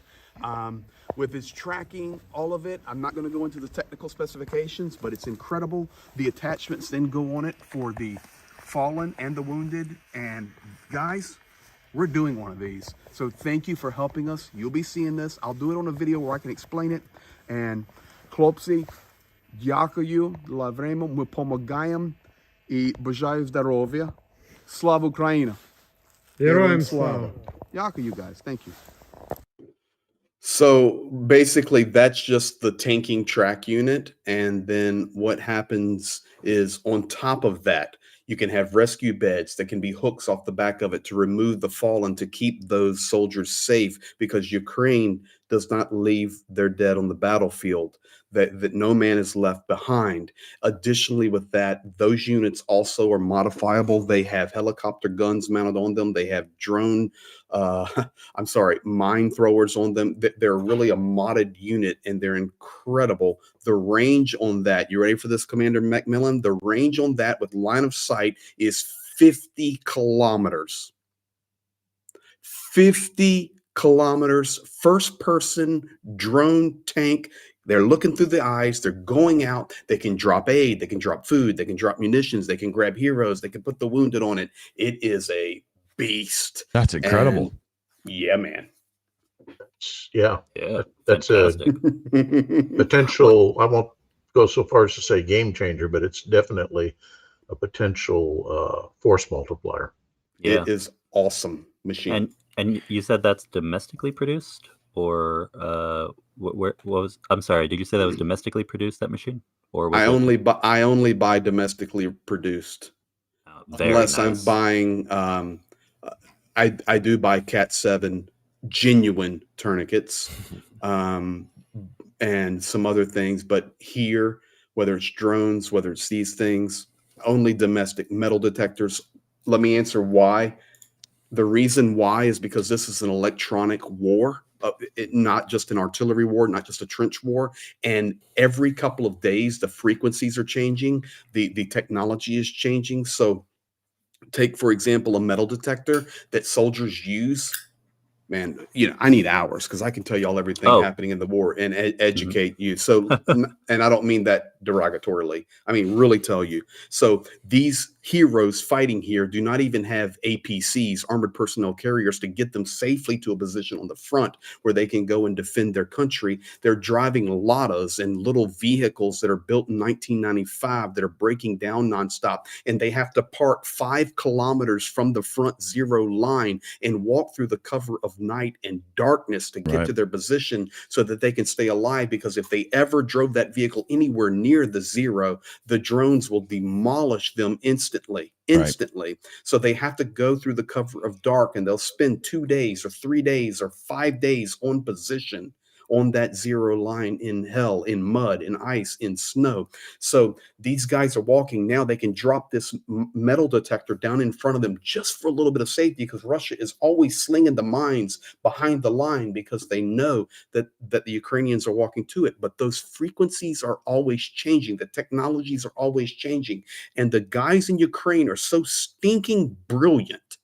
They're writing the code, they're rewriting the software, they're putting in the new processes to make sure that the guys on the front have the best. So we take a metal detector that most people in the world will look at and go, that's trash. And you can put it right up against a $35,000 metal detector off the shelf in Berlin that wasteful organizations are buying and sending here, thinking they're doing a great job. And our metal detector will smash theirs. Yeah, there's because they're writing the software immediately. Same with the drones. Everything. It's well known in retro computer circles that Ukrainians were some of the best at coming up with a product that could save the life of a thing, because it could be that part that you can't get anymore and so on. Oh, absolutely. Oh yeah, 100%. and also I was it's just going to say the one thing, the electronic warfare is going to be an issue because it'll jam this kind of stuff, or you have people intercepting it and giving it false commands. But I don't want an answer on this, but I'm sure that the Ukrainian military and you guys have thought through. So you're using frequency hopping, you're using encrypted control transmissions, etc. And one has to wonder if the adversary has actually gotten that far. I can tell you for a fact, not only have they gotten that far, they are ahead. That is point blank from the zero line. That's interesting Do news. not underestimate. Yeah. Do not underestimate the technology that Russia is using on the front. Guys, when we get within 30 kilometers of the front, we run 3 GPS systems, plus now we know every village and every road by memory. And also we, at the moment we start to go a direction, we have commanders say, okay, you need to take that road to that road to that road because this road's under shelling right now. This is the way you go. That's how we stay alive. But once we're within 30 kilometers of the front, GPS is gone. Gone. It will work intermittently. It will route you to the wrong place. It will tell you it's impassable. We could be literally, listen here, we can literally be driving, let's just say from Kramatorsk, and we're heading to Pokrovsk. This is the road coming in behind Avdiivka. And we were in Kramatorsk and we put Pokrovsk in. The GPS may say, okay, great, you need to go through Donetsk City, which of course is occupied. Absolutely. Yeah. It always tries to run you through into the occupied territory all the time. So we run not only online GPS systems, but we also run offline GPS systems. Wow. It's real, man. It's real electronic warfare. yeah. So Absolutely. are the Russians using domestically produced equipment, or is this stuff they're buying overseas? I just was in a drone place about 12 days ago. And I was looking at the components of a brand new Gerandva second Shahid. That's Shahid, yeah. Shahid, Yeah. manufactured in Iranian. Russia, Oh, manufactured in Russia. so they got the Interesting. factory up already. Oh yeah, Yeah, it was been up up. half a year ago. I It's think. they've been making those for 6 months exactly. Well, there's another target. Okay, now listen. I go with these guys, and they say, "Greg, come over here. Look at this." And they have the components of that Shahid that they were able to take down without destroying it. And they had all the processors out and all the chips and all the pieces. And guys, I'm telling you, stamped right on it. Processors made in the United States in year 2023. Processors made in Germany in 2023. Listen, you will never stop the flow of goods. Money's money. It's not going to happen. Money is money. If there's a profit to be made, the assholes will sell them. Damn Well, right, You'll never buddy. stop it. Here's You'll never stop it. Here's the thing. If you want to stop it entirely, you'd have to cut off all trade with China and India, and no one's going to do that with either one, let alone both. At the end of the day, unfortunately, black markets exist, and Russia's very good at tapping into them. And they even work with the North Koreans, and the North Koreans are masters of tapping into them. Oh, yeah. So at the end of the day, you have to go after the actual infrastructure. You have to win the information war, and you have to get the supplies, the weapons, and other equipment that's needed into the hands of Ukrainian heroes. These are 3 key aspects. Dick, if you Guys. don't mind, I'd like it. Just give me 10 seconds, Rick. I would like to answer one question from one of your guys here, KG, about tourniquets. Did Pete show you the new tourniquets he uses, metal clip made in Ukraine?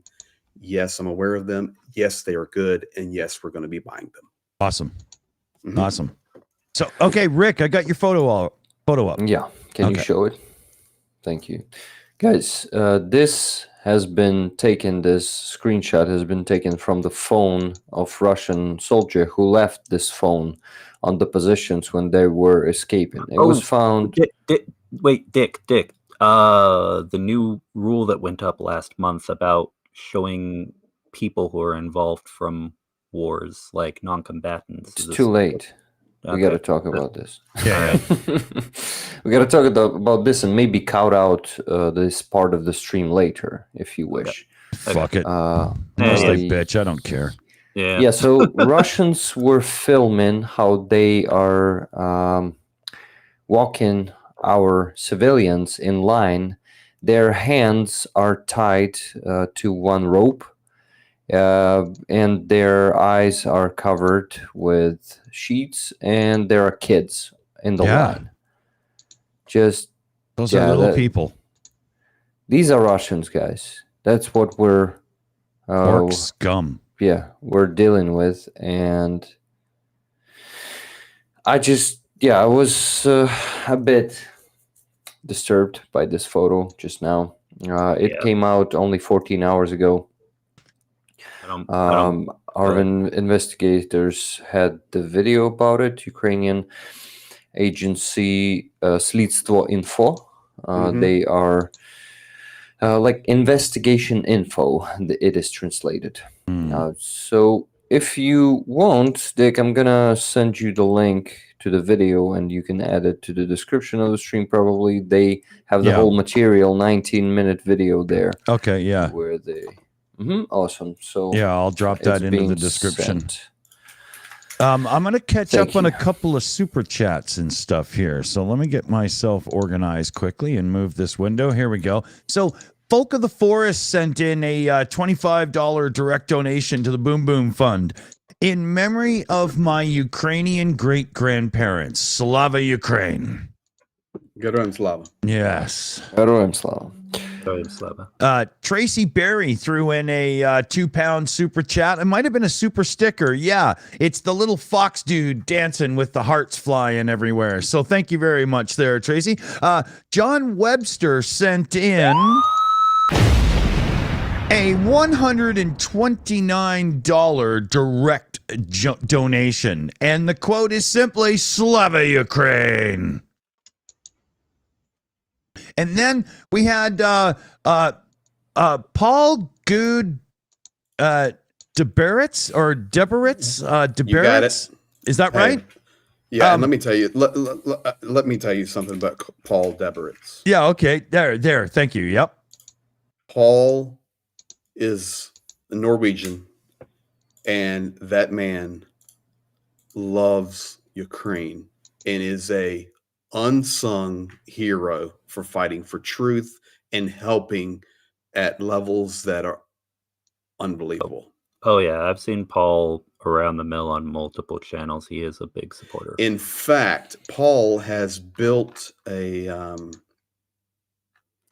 I'm gonna give you a link right here. Let me read his super chat out because Yeah, it's a yeah, read question for that. you there, Greg. How many Paul. states and nations have joined in the crowdfunding for Ukraine since Christmas 2023? Since Christmas 2023, we have every state in the United States. We have every province in Canada. We have quite a few nations through Central and South America, Europe. We have strange places that have donated, and I don't mean that disrespectfully, but places that have donated, such as multiple places in Russia have donated against themselves. Papua New Guinea, Malaysia, strange places. But we have had over 40 nations participate in this drive and in this effort. Every state, every province. I'm going to put a link in here for It's freaking awesome. Dick when he gets back. Paul created a site that shares about this, and I will give it. All right, I sent it there in the chat, and I'll also send it on the private message here as well. And when Dick gets back, he can show that. So the bottom line is huge thanks to Paul. And I just want you to know, guys, there's lots of Pauls out there. there's lots of Marys and Susies and Alices and Ralphs and Freds that are doing the right thing. And I guess I need to be fair to Rick in the stream here and say there are many Igors and Sashas and Alexandras and Pashas and Svetlanas and Natashas that are helping. Yaroslavs also. And Yaroslavs, da, Sami Luce. Yaroslavs that are standing, and by the way, guys, Yaroslav is Rick's real name, that are doing what's right. And you know, this is how this is the way this war will be won. Guys, I wanted to mention one donation that I received during the stream. It was about half an hour ago from Robert T, 3rd Assault Brigade fundraiser, $10 and 30 cents. Thank you very much, Robert. And guys, if you want to send a donation or two on PayPal, like, I mean, $1 or two, not a donation or two. One is more than enough. I've sent you the PayPal just now in the chat. My PayPal, Rick Carl, is my actually mail. And what? And I also wanted to quickly show you this. This is Motanka, Ukrainian doll, which has a cross on her face to protect its owner from evil spirits. This is a handmade. Look at the size comparing to my head. So it's big. That's a very good product, which is going to be raffled tomorrow on the stream. But you can already buy tickets for it. 20, if I'm not mistaken, bucks for a ticket, and you can buy 7 of them. We call this type of raffle Lucky 7. So maximum 7 tickets. And 1 ticket is $20. In case you want to take part in the raffle, you can buy tickets by sending money to my PayPal or to my Buy Me a Coffee. If you ever been on my streams, you know that I mention every donation, that I also put all of this into the spreadsheet, and I show that spreadsheet right on the screen, so you'll see everything. Everything is super transparent. Now, so this beautiful thing, then Kraken Patch, if you missed it, if you just come to the stream, here it is. This beautiful Kraken Patch given to me by Kraken Fighter, who is in need of actually not a big thing, ballistic protection. It's a body armor with also covered neck, and I think what's below the torso is also covered by Kevlar, so that's a good thing, and we can help him with that. Well, we're going to auction this one today and raffle Motanka also. So thank you for attention, guys. I think I got to drop off because it's super late. It's midnight here. It sure is. And you were very keen on saying my stream today, which is tonight. No. It is today here, buddy. Already. We are today. Yep.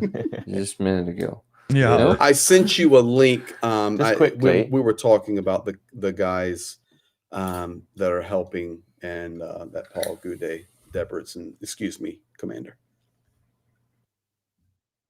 Did you say that or Dave? I don't want to, whoever. Oh, no, that was me. All good. How could I mess that accent up? No, all good. We're both If it's intelligent, it came from him. If it's bullshit, it's me. I was just going to say, Rick, could you show that the doll to Dick, because he didn't get to see it? Oh yeah, Dick, look at this. Ukrainian doll, which is called Motanka. Oh, cool. And look at her face. It's a cross made of, how do you call that? Ribbon? Ribbon. Actually not ribbon, but yarn, yeah. Made of yarn. And yeah, some beautiful details like a necklace. People love that, I discovered, and they love to fight for that. So that's a raffle, Lucky 7 raffle, 7 tickets maximum.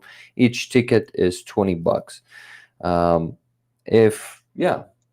Guys, you can already buy tickets because it's going to be easier for me to put them into the spreadsheet, not all during the stream, but something before the stream. It will make my multitasking a bit easier. Very much. Thank you. Quick shout out, Chris Lundy, new member.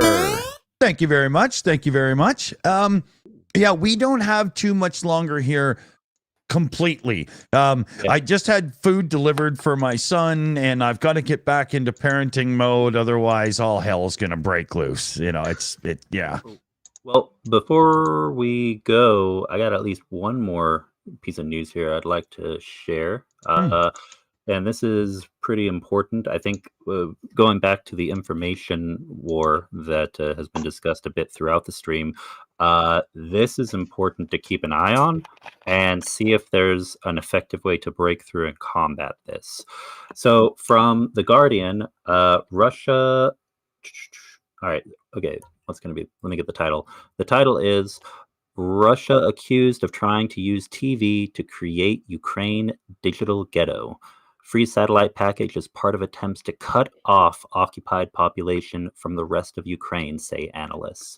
Russia has introduced a free package of satellite channels for residents living in occupied Ukraine that critics say is an attempt to create a, quote, digital ghetto. The package is called Ruski Mir, or Russian World, which has become a byword for the propaganda Russia seeks to spread outside its borders, focusing on its imperial greatness and the outside enemies determined to destroy it, according to them, namely the West. Ukrainian analysts say the move is part of Moscow's attempts to cut off the occupied population from Ukraine and create an information ghetto. It is just under a year since millions of Ukrainians started living under Russian occupation. The most important thing that Russia is doing in the occupied territories is trying to cut off this population from the Ukrainian agenda. They are creating their own digital ghetto or echo chamber. They actually did it in 2014 on occupied territories. People were cut out. So it's nothing new, but good that people are talking about it. Yes, precisely. They do this by blocking Ukrainian media and pushing their own. Ihor Solove, the head of Ukraine's Center for Strategic Communications and Information Security, told Radio Svoboda. So I just thought this is something we should talk a bit about because, of course, there's the fight to break through and liberate the territories. But another part of it is I really think there's only so much that partisan activity can do, especially in a war of this scale, but we have to find a way to make sure there isn't a vacuum or an echo chamber where the occupied territories can get information that's important from Ukraine. So I just wanted to bring this up. I thought it was important to touch on. Okay. Rick, do you want to get in on this, or did you want to say goodnight and stuff? I want to say goodnight. Okay. I'm exhausted. Слухай меня, я тоже хочу. Я тоже хочу спать, пожалуйста. Rick understands me. Fair enough. Yeah. No, but I will say this. I'm glad that's, as Rick said, it's in the news and coming out now. But guys, that's been happening for forever. Yeah. And that brings us, and this will be my last one. We can sign off, but it brings us to the place that the rest of the world doesn't get it all the time. This has been going on for decades and decades and decades, and you're not gonna win this war in 30 days. This is a major war on multiple fronts, and Russia's been preparing for it for decades, and the way we're going to win it is through by standing together against it as a world. Yeah, agreed. And also, if you want to survive this together with us, you got to fight too. You got to start fighting, at least with counter propaganda by financing it, as you, Segalasek, said, by creating your own bots that they're going to be pushing the truth, pushing the counter propaganda through the media space. And Europe should really start financing counter propaganda even bought farms. This is all of this is a serious stuff, because it just 3 to 5 more years of Russian propaganda being out there might turn more societies away from Ukraine and to Russia, and they will start put in some pro-Russian forces to government, just like it happened in Slovakia with Fico. These are not jokes, guys. Just That's right. a few more countries becoming pro-Russian openly with Listen their to new me, leaders. We Rick. got a shit show on our hands, right? Rick. Yeah, You ready for this? always ready. You ready? I'm sorry, guys. No, I'm not even going to say it. I mean, you guys pretty much figured out where I stand. I'm a Ronald Reaganite. Okay, I love Ronald Reagan, and don't crucify me for that. Okay, we're all standing together here. But listen to me. Listen to me. You want to talk about a Russian bot? Donald Trump is the biggest Russian bot on the planet right now. Yeah, Exactly. Who will say, I will pull us out of NATO. I will end the war in 24 hours. And if you don't pay up, well, Putin, just go do whatever you want. Yeah. Guys, the power of that phrase, to vulva Putin, Putler. Yeah. They have no clue what they do. They have no clue when Trader Carlson goes and sits at a table, not the distance table. Guys, I teach you Soviet culture, not the distance table. He was sitting at the table that's reserved for Shoigu, and he's sitting at the table that's reserved for Lavrov, not 30 feet away as he talks to heads of other nations, but right here, face to face, because you need to know that we have a bliska отношения, or we have a close relationship. This is happening like crazy. And it's what the world looked at 10 years ago as, okay, these are decent people, normal people. They're the ones leading it. The world, a lot of influential people out there are trapped in a bunch of lies. Agreed. Oh, and you don't have to worry about, I don't think you have to worry about anyone jumping on you for being a fan of Reagan in the era of Trump, Greg. not at all.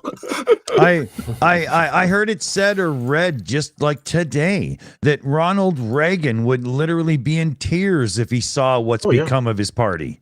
Oh, Well, Ronald Reagan. By today's standards, Reagan is an extreme liberal. Yeah. That's correct. That's correct. And that to me is the one thing that really stands out, is how the Trickle down socialism? well, that wasn't that too, but it was economics. the whole thing of these guys are the ones who, tear down the wall, and we can't stand the commies and all the, the things that the guys that they're literally prostituting themselves to are doing on a regular daily basis. And they don't see the disconnect in that world. That tells you just how freaking brainwashed they are. Correct. Useful idiots doesn't even begin to come close to describing them. And I know we got to go to bed, Rick, but Reagan did understand the Soviet mentality, and you can understand that if you go to YouTube and just look up Reagan's Soviet jokes. He got it. Okay, he understood it, and I can't say if he would have just rolled in a fleet and smashed these guys and it would be over. I can't say that, but I can say at the minimum he did understand some of the psychology in that Soviet system that the current guys do not. Right. Yeah.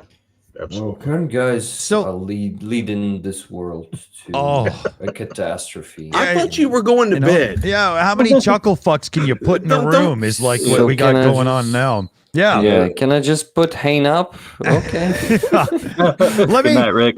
Let me shout out Harry Q for a 50-pound super chat there. Thank you very much there, Harry. Oh, is it Harry O? It's Harry O. God, I need to get fucking glasses. So, Rick, say goodnight to everybody, and we'll start with you. This was a lot of, today, not so much fun, because we're at the very tough times right now, and at very shitty point, both on the front line and everywhere. I am today, I won't say I won't lie to you. I'm a bit, well, not sad, not depressed. It's hard Sullen? to describe it. Down. But yeah, down. Yeah, definitely down. And I think, yeah, I see that I still, yeah, Ploha настроение. yeah, bad mood. Um, and I see that even more work should be done to provide even more aid to our soldiers. And I see that sometimes I'm not, like today, I'm not handling it properly. Just I don't have that much powers, but I just need to sleep more. I know that when I sleep enough, I wake up and I'm full of energy and I'm optimistic, even if it's the shittiest of days there on the front line.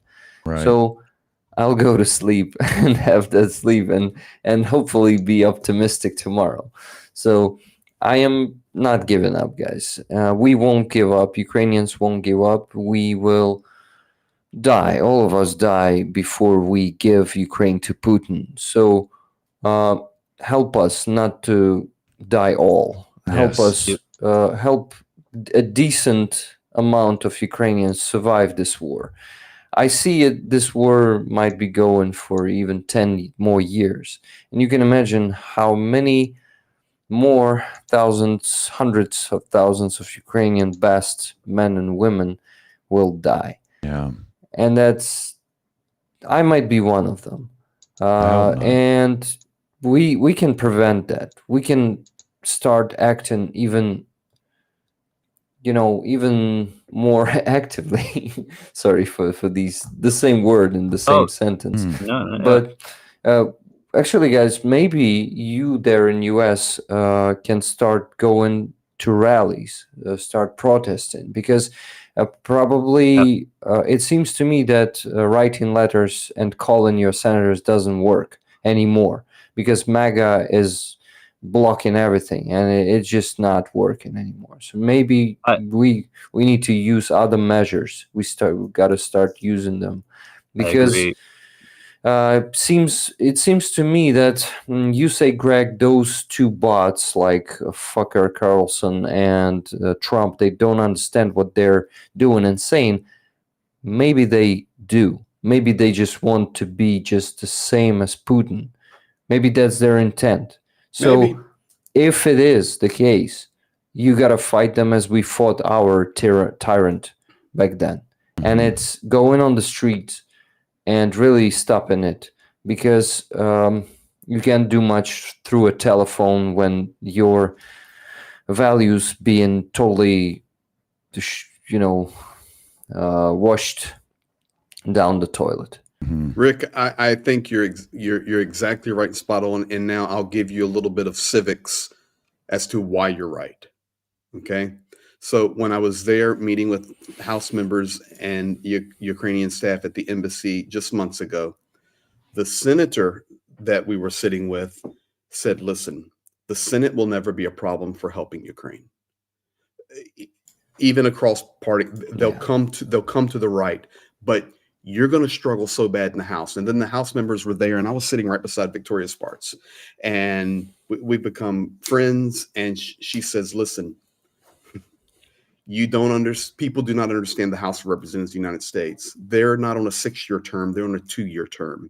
And when the control of that House is so dependent upon what is happening, when we win office, we immediately start campaigning for our next election. So if there are hot topic buttons that may sabotage our reelection, then we have to be careful for when we push on that as House members. And it's very, very true. That's why writing letters is good, but will not always work. You've got to go to the streets. You've got to flood the information space. You've got to do what is right, because all these jokers want to do half the time is just get reelected. Yeah, They don't care about standing for what's right. Exactly. What's right is their pension. Yeah. Pension is the minimum they get for it. There's some civics for you. Oh yeah. I also you guys. Agreed. And with the information space, in addition to support for Ukraine, I really do think this.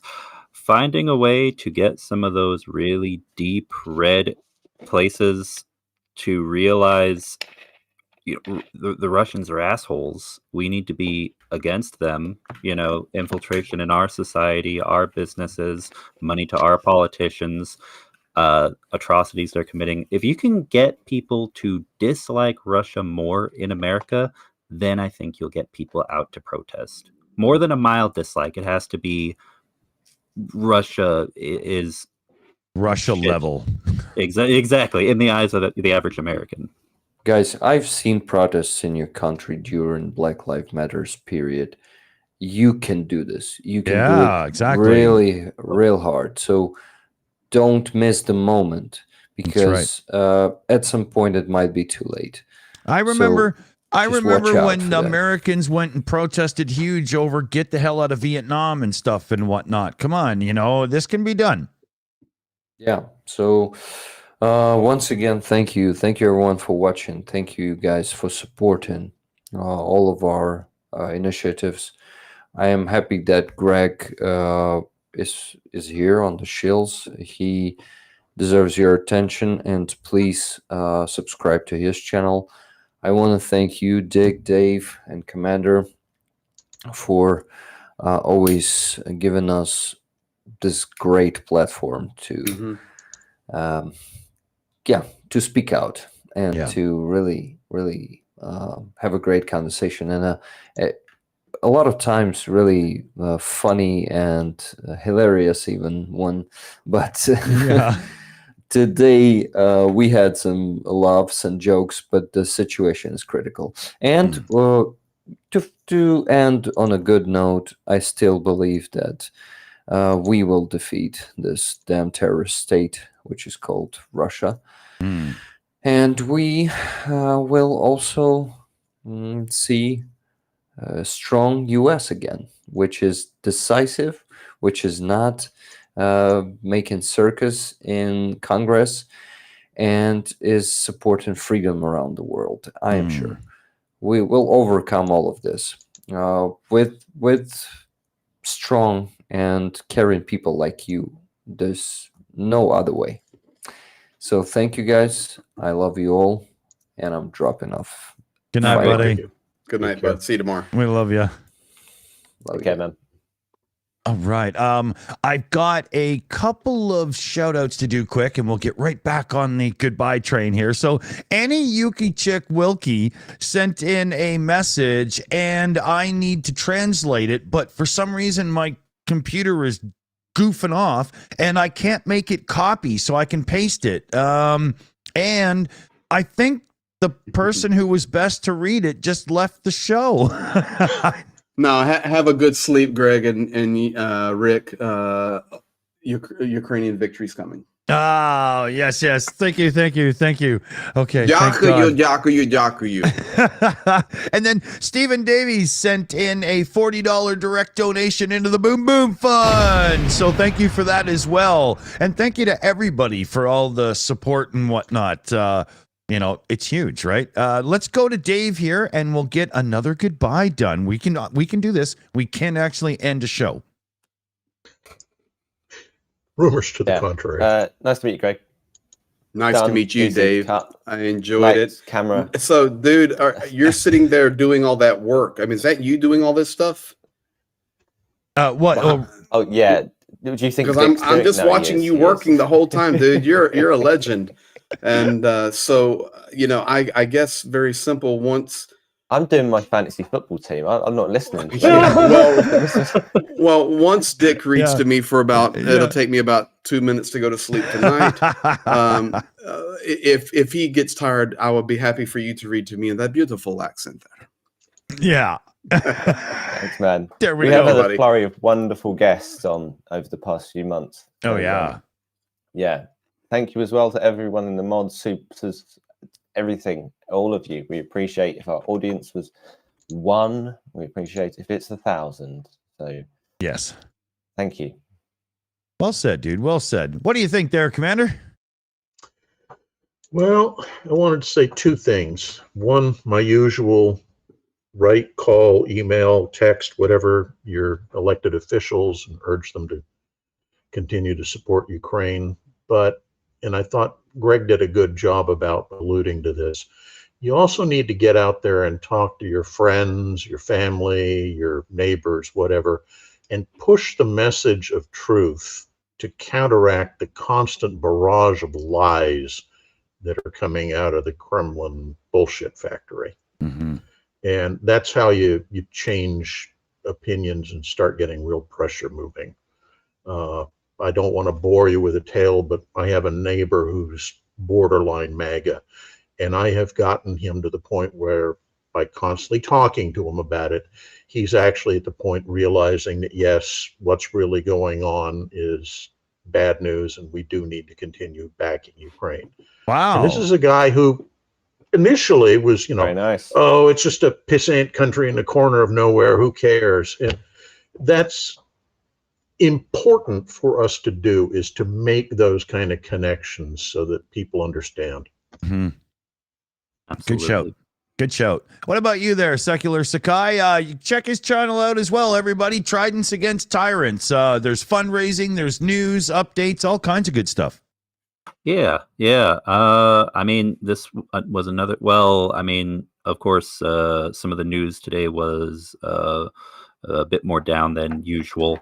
Yeah. But at the end of the day, we keep doing what we need to do. We are supporting Ukraine. We're going to make sure that we get the word out, get as much support, as much funding, as much aid as possible, push toward getting that as we can with our powers as individuals, as a group. When we come together, it makes all the difference. And yeah, I'm just glad to be here with you guys. This is really important work, and I'm glad that we all have found each other and are continuing to do this in all our circles. Good shout. Last minute super chat in from Maria Margarita Bravo. It's our job, Canadians and Americans, to show who is Putin and who is Trump. Most Trump supporters don't realize he stole them. Glory to Ukraine. And that's in French, so gloire à l'Ukraine. Yeah. I as a Canadian, you'd think I could actually do that, but I'm West Coast. Doesn't really work out that way. I hear you, man. So yeah, and I always want to remind you guys, you gotta do the grassroots work. You've got to make it so that people are forcing government officials to support Ukraine. We've said it a lot tonight, so I hope it's in there and everybody's getting on the move. Liam Wakefield comes in with a super chat right at the end here. Buy Dave's book on fallacies so I don't have to. Yeah, Dave has written really good stuff, actually. You can check him out on Amazon, I believe, and he's on some other places as well. Dave Worley, Fallacies, and yeah, it's good stuff. So let's turn to our most amazing guest, Greg Terry. Send us out, man. buddy. What do you got to say? Well, I'm just going to say this. Thank you. Thank you, Dick, for reaching out, and Rick connecting us, and then Starsky being here earlier. Thank you, Commander McMillan. Thank you, Dave. Thank you, Secular Sakai. This has really been good. And most importantly, thank you to all of the guys here in the chat, those that are watching. And this is how we do it. This is how we do it. We come together as one team, and we stand for what's right. So I just want to say thank you to everybody, and look forward to hooking up sometime in the future again. Oh, definitely. It won't be too far into the future. Can't wait. Have I been banned? No, absolutely not. Okay, There's already heavy demand in the viewership there to have you around again. Look forward to it. Very much. Awesome. So yeah, remember, people, keep them in your hearts and in your minds. And as we say, Slava Ukraini. Heroim Slava. Heroim Slava. I haven't hit this button today, so I'll give it to you on the way out.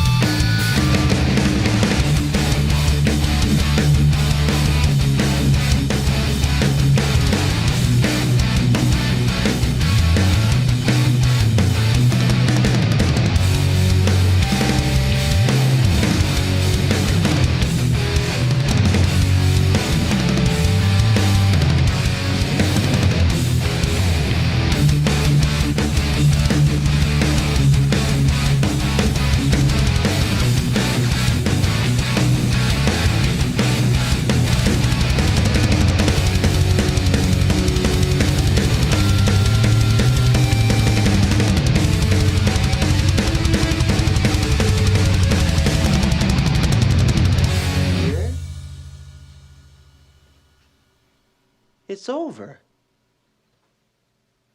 Go home.